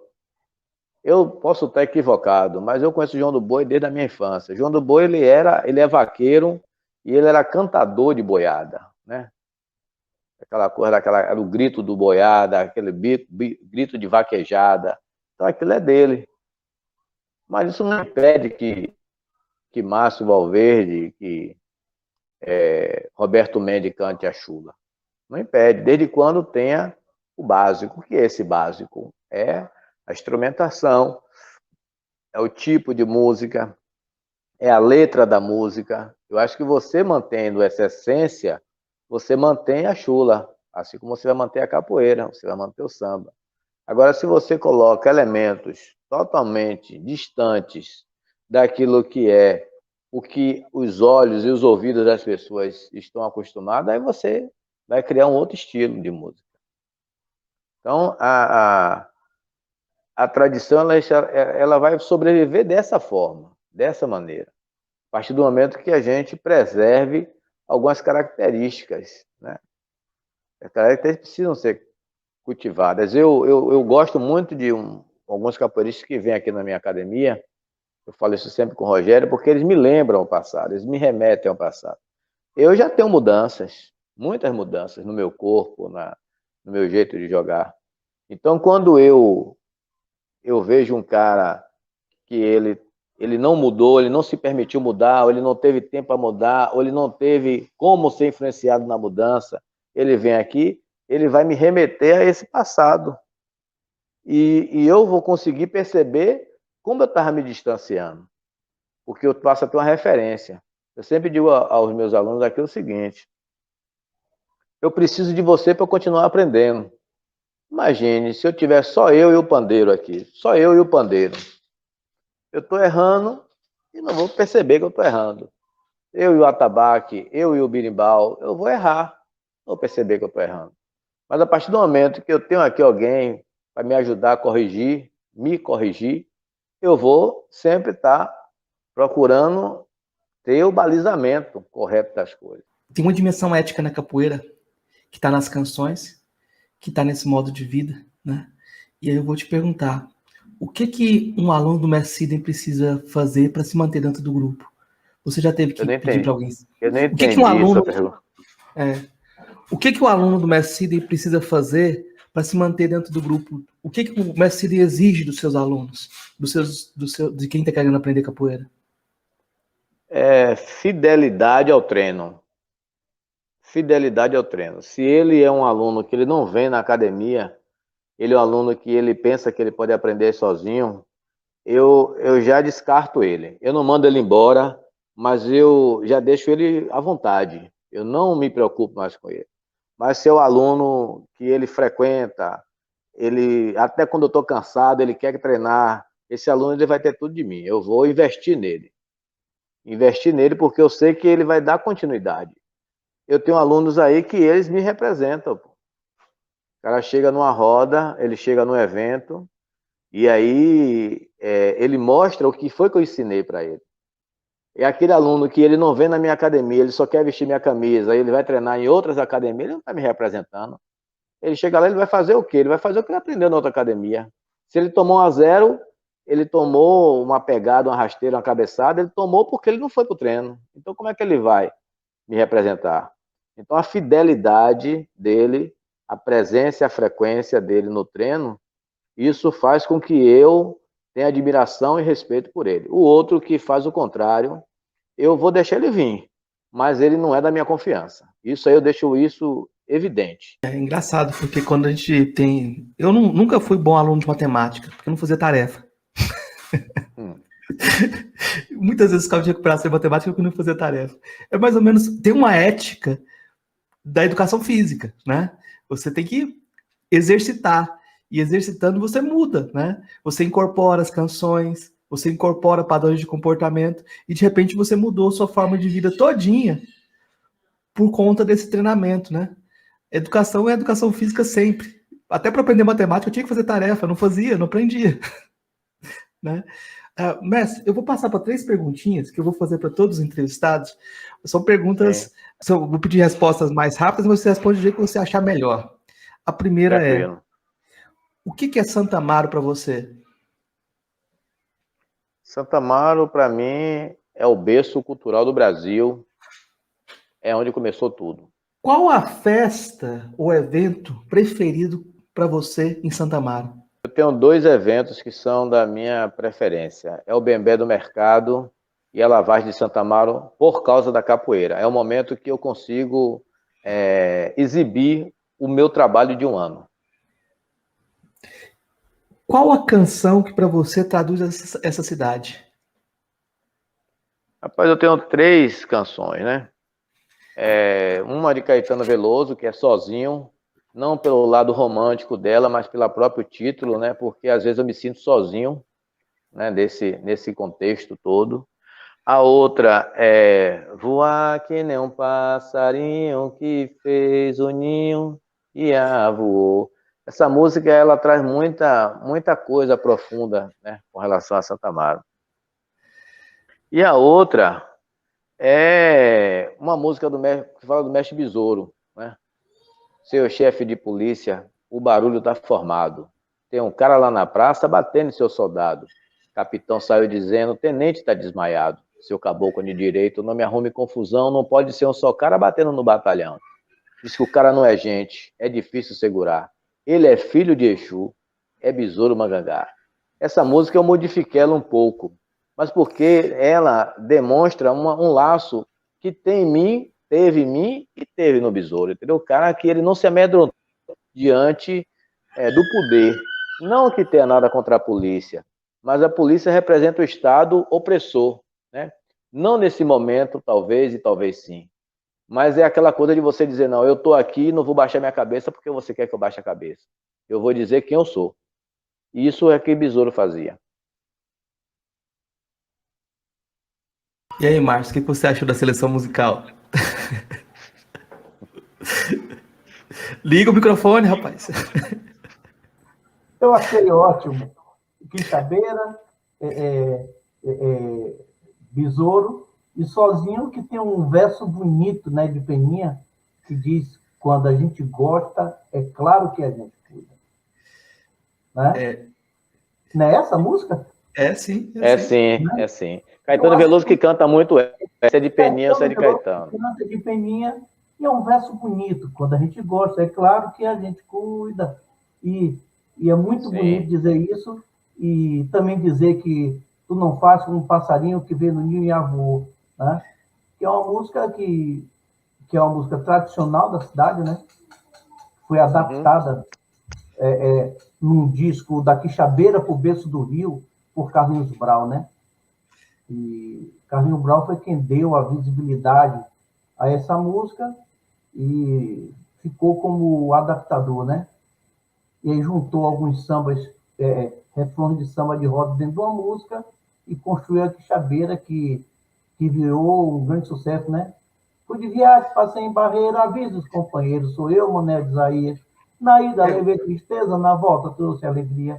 Passei pela Quixabeira, Mané me deu uma carreira e até hoje corri.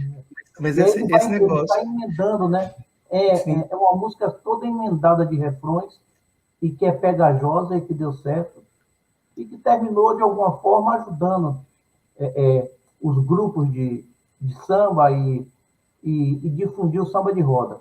Claro que a gente não pode dizer que também foi ele, está em Araçaju também, tem o samba de roda de Caetano, tem Roberto Mendes, que há mais de 40 anos ou 50 anos aí difunde a chula, samba de roda e essa diversidade rítmica que está relacionado com recôncavo, meio recôncavo, África, recôncavo, Brasil, índio, negro, europeu, tudo misturado, essa mistura toda essa mistura nossa chamada Brasil, né? E dizer que foi uma noite bacana, né?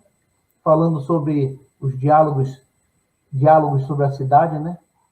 É bom a gente dialogar sobre a cidade, falar sobre as coisas de Santo Amaro, sobre as coisas do povo de Santo Amaro. Eu tô vendo só um negócio aqui. Essa música do Besouro é de quem, mestre? Essa última que você cantou? Não sei. Então você Essa já música eu perdeu aprendi na ela. roda. O pessoal vai pegar, o pessoal vai ouvir aqui e vai... Não, essa música, Marco, você não estava lá, mas eu abri cantando lá em Cabo Verde. Acho que você não estava na hora, não, né? Não sei se eu tava, não lembro. Essa música, eu tenho ela como música de protesto, né? Então, quando eu sou assim desafiado, e foi mais ou menos o que aconteceu em um momento, eu gosto de trazer essa música porque mostra a valentia, a coragem do capoeira do Recôncavo, tá? Então é como se ela me desse uma injeção de ânimo. E toda vez que você me veio puxando essa música, não foi o caso agora, é porque eu me senti desafiado. Eu cantei ela porque você perguntou quais as minhas preferências, né? Mas Sim. É isso aí. Mas eu gostei muito da música e eu fico pensando sempre que esse processo de apropriação, de alguém chegar de fora e se apropriar, registrar e tomar, acontece o tempo todo. E acho que a gente tem que tomar algum cuidado para que isso não se perpetue. Porque o Carlinhos Brau foi muito bom, registrou. Agora todo mundo que gravar tem que pagar para ele. Ótimo. Né? Faz parte, né? Faz parte do jogo. Faz parte do jogo. Esse berimbau aqui é um berimbau gunga. Né? A gente vai tocar ele aí para fazer o toque de Santo Amaro invertido.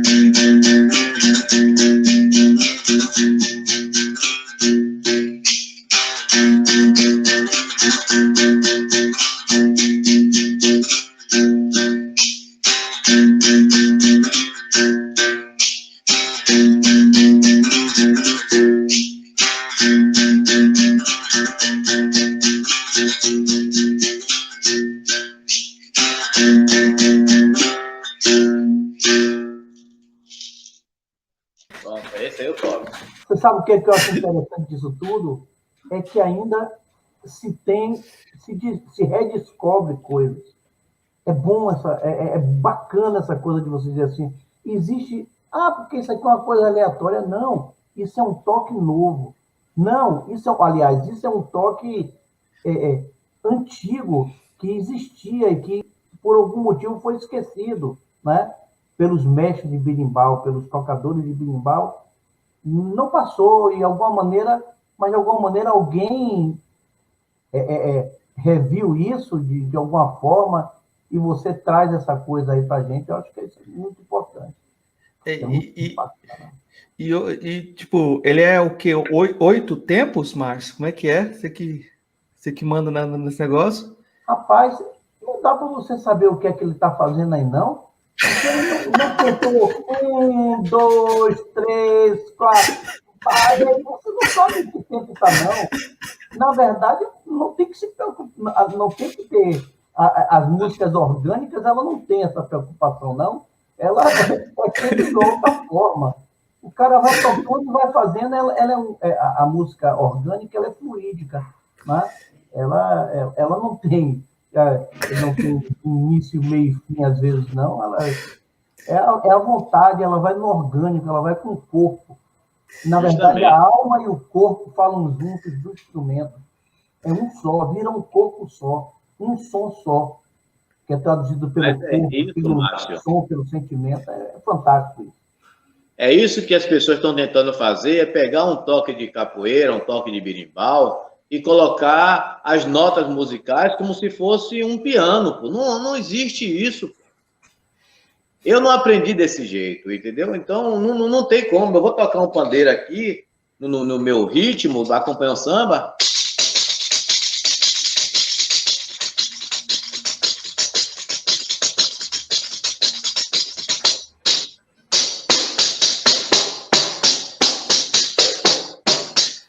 No meu ritmo, pô, no que eu aprendi de ouvido, eu não peguei numa partitura, eu não peguei numa aula para isso.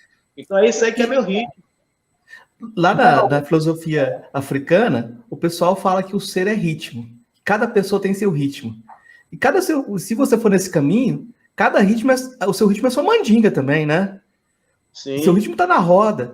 Quando você joga, você tem que saber seu ritmo, tem que saber o ritmo do outro, para poder fazer o que o mestre Carcará faz. Cada um tem a sua impressão digital. É impressão digital. Correto, perfeitamente, isso aí mesmo. Cada um tem o seu jeito. Agora, quando você vai com o berimbau, o que acontece? À medida que você aproxima, acabasse a corda do centro, ele vai ficando mais agudo, não é isso? Sim. À medida que você vai afastando a corda e vai folgando a corda, ele vai ficar mais grave.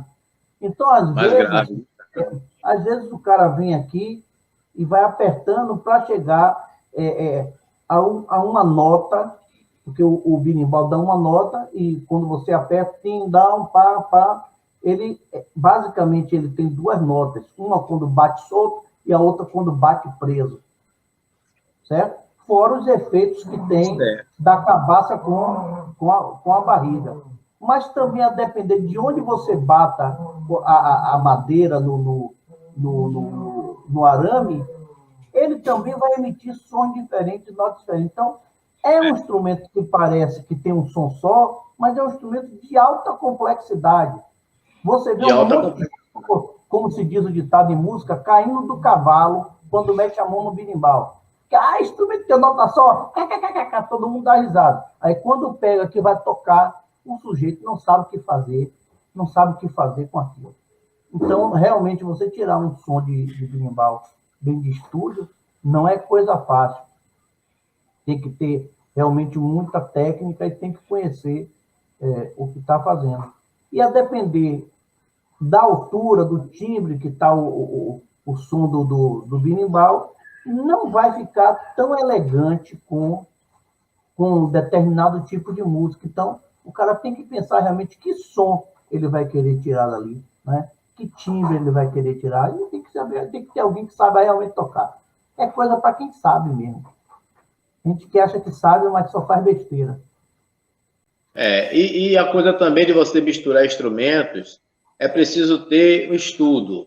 Eu já caí em algumas armadilhas desse jeito. O cara gostou, me viu tocando, gostou de tocar, de ouvir o som do berimbau. Aí ele, em vez de sentar comigo, tentar fazer um experimento, um ensaio, tal, para a gente fazer uma apresentação, ele disse, não, vamos ali e tal, e vamos meter lá o instrumento tal, e deu errado. Então, o berimbau ainda tem essa coisa dessa complexidade também. Nem em todo lugar ele cai bem, nem em todo instrumento ele combina. Isso. É onde entra o arranjador. A função do arranjador é essa. É aquele cara que entende de timbres e que entende de associações rítmicas e de instrumentos de diferentes naturezas. Esse é o cara que entende da natureza. Então, quando o cara não entende muito disso, ele pode ser um sortudo aí, mas é muito difícil dar certo. Né? Porque aí é mais técnica do que até o orgânico aí do caso. O cara tem que saber. Não no caso de tocar berimbau. Tocar berimbau pode ser uma ação totalmente orgânica e técnica. Misturar os dois. O cara pode ter talento para tocar e tocar bem. De repente o cara chega aqui, você entrega o birimbau a ele, ele olha, bate aqui, vai, mete a mão e toca. Mas isso ele pode fazer também com qualquer instrumento. É o dom, né? Como diz Aldir Blanc, quem tem um dom pega no ar. Quem sai do tom, deixa para lá. Esse é o...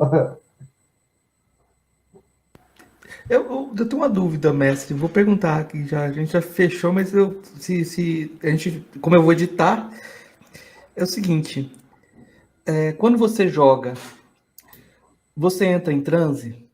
Essa ideia do transe faz parte da capoeira também, porque eu estou pensando nessa questão orgânica, de você se integrar na roda, integrar-se na canção, integrar-se no ritmo, né? E isso faz parte de várias manifestações negras, né?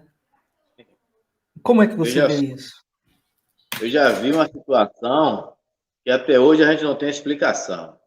Nós somos numa roda, eu, mestre Felipe, mestre Dimas.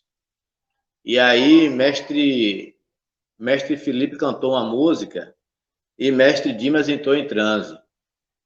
E aí, de repente, ele teve que sair da roda e entrou em choro profundo.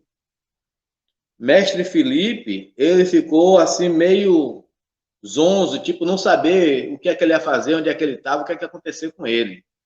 Como se não bastasse, quando eu desci no pé do berimbau, eu fiz um movimento que eu equilibrei minha cabeça e minhas mãos no chão. E eu desmaiei. Mas foi um desmaio rápido, de mais ou menos um segundo, 2 segundos, que eu desmaiei e voltei.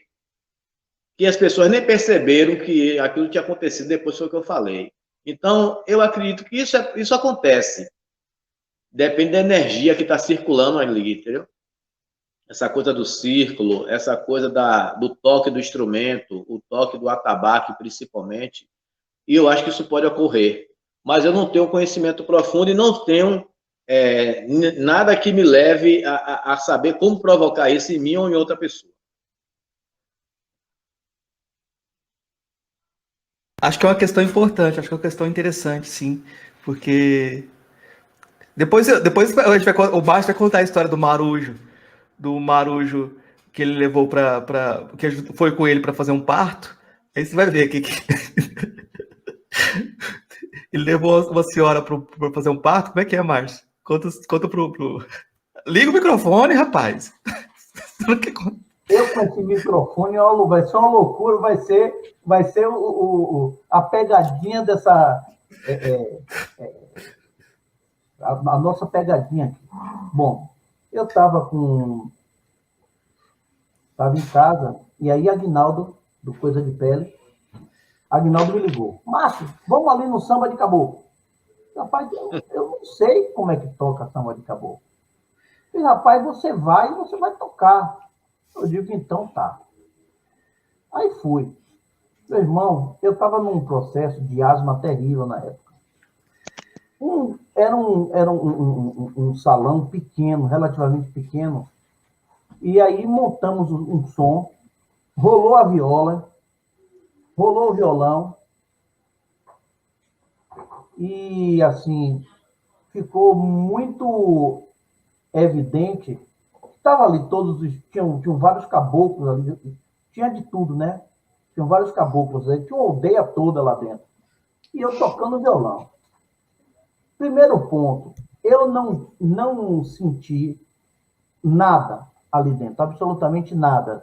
Eu fiquei bem e fiquei num estado de total plenitude ali dentro, com uma energia fantástica. E tocando e tal. Aí daqui a pouco vem alguém no meu ouvido, Márcio, seu carro está aí, se tá. Eu preciso que você leve uma menina aqui que entrou em trabalho de parto. Resultado, aí eu fui.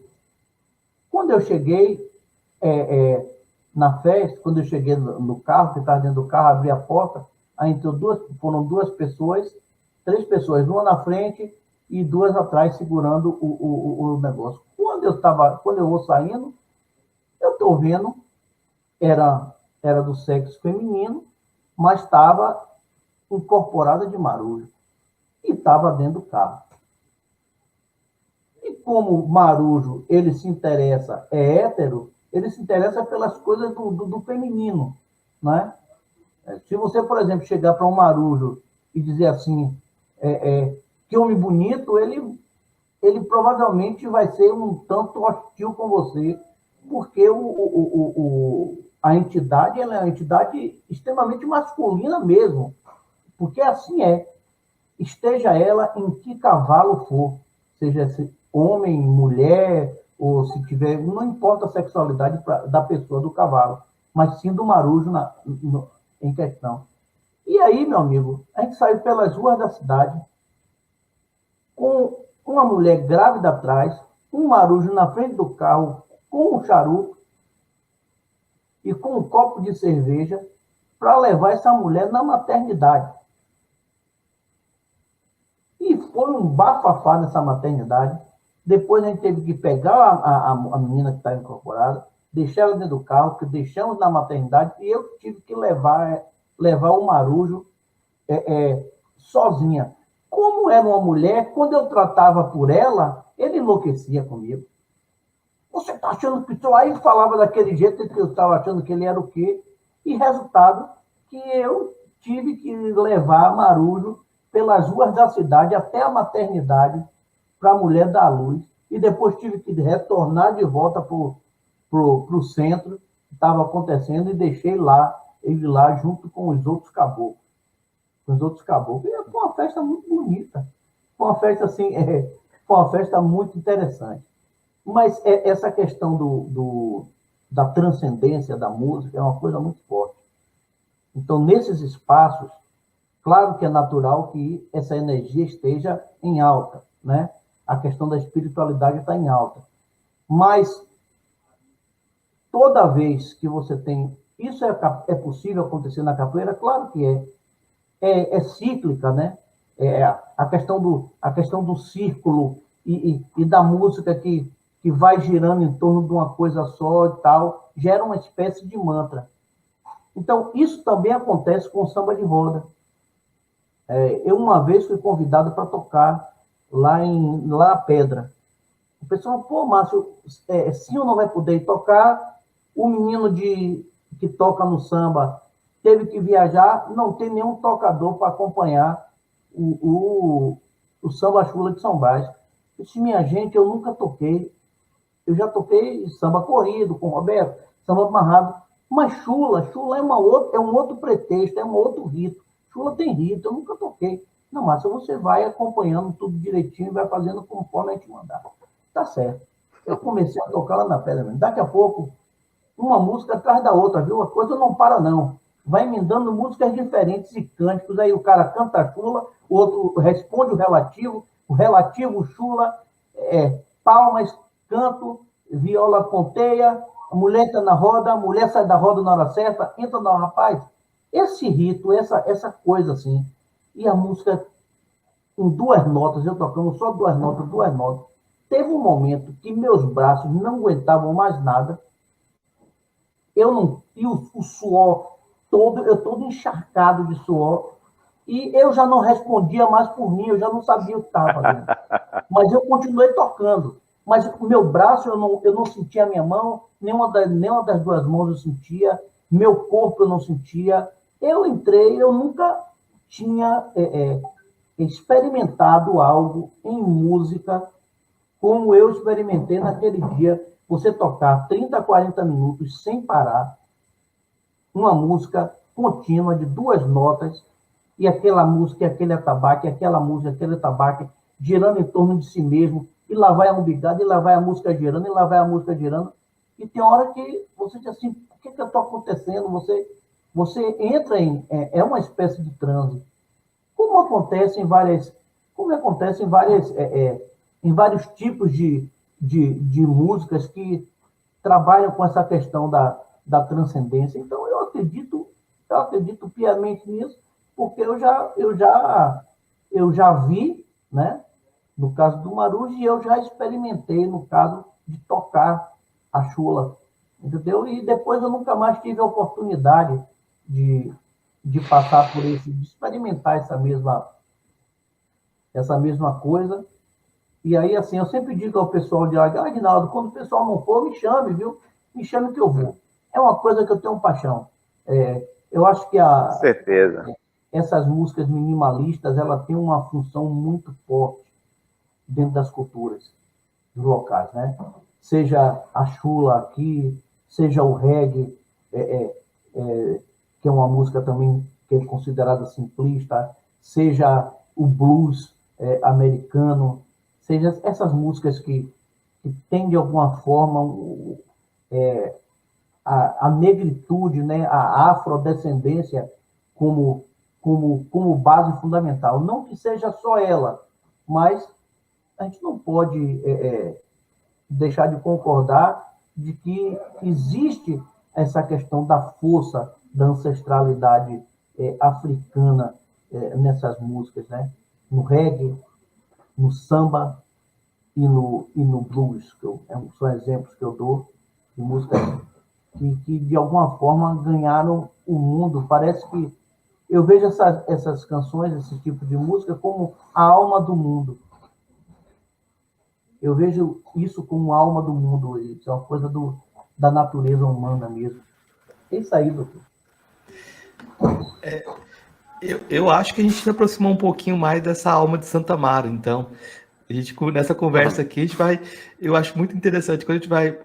Essa última questão, que não era nem para fazer, deu mais um passo para a gente. Sidney, muito obrigado. Agradeço muito pela sua paciência e pela generosidade, que é a palavra que eu acho que marca essa conversa aqui. E abertura. Dizem que a gente só faz filosofia com amigos, sabia? Porque quando não é com amigo, as pessoas querem engambelar a gente, sabe? Engambelar é uma palavra bem goiana, né? Mas é isso. A gente tem que ter a abertura do outro para dialogar, para fazer alguma coisa fazer sentido. E todo mundo está buscando conhecer e aprender um com o outro. Eu acho que isso foi a marca da conversa aqui. Eu agradeço muito você. Muito obrigado. Eu que agradeço a vocês também, né? Foi até bom que como eu falei, estava aborrecido, chateado, e eu já saio daqui melhor. Entendeu? Já sorri, já brinquei, já toquei, já cantei, então foi legal, gostei muito. Seu chefe de polícia, o barulho está formado. Tem um cara lá na praça batendo em seu soldado. O capitão saiu dizendo: o tenente está desmaiado. Seu caboclo de direito, não me arrume confusão, não pode ser um só cara batendo no batalhão. Diz que o cara não é gente, é difícil segurar. Ele é filho de Exu, é besouro Magangá.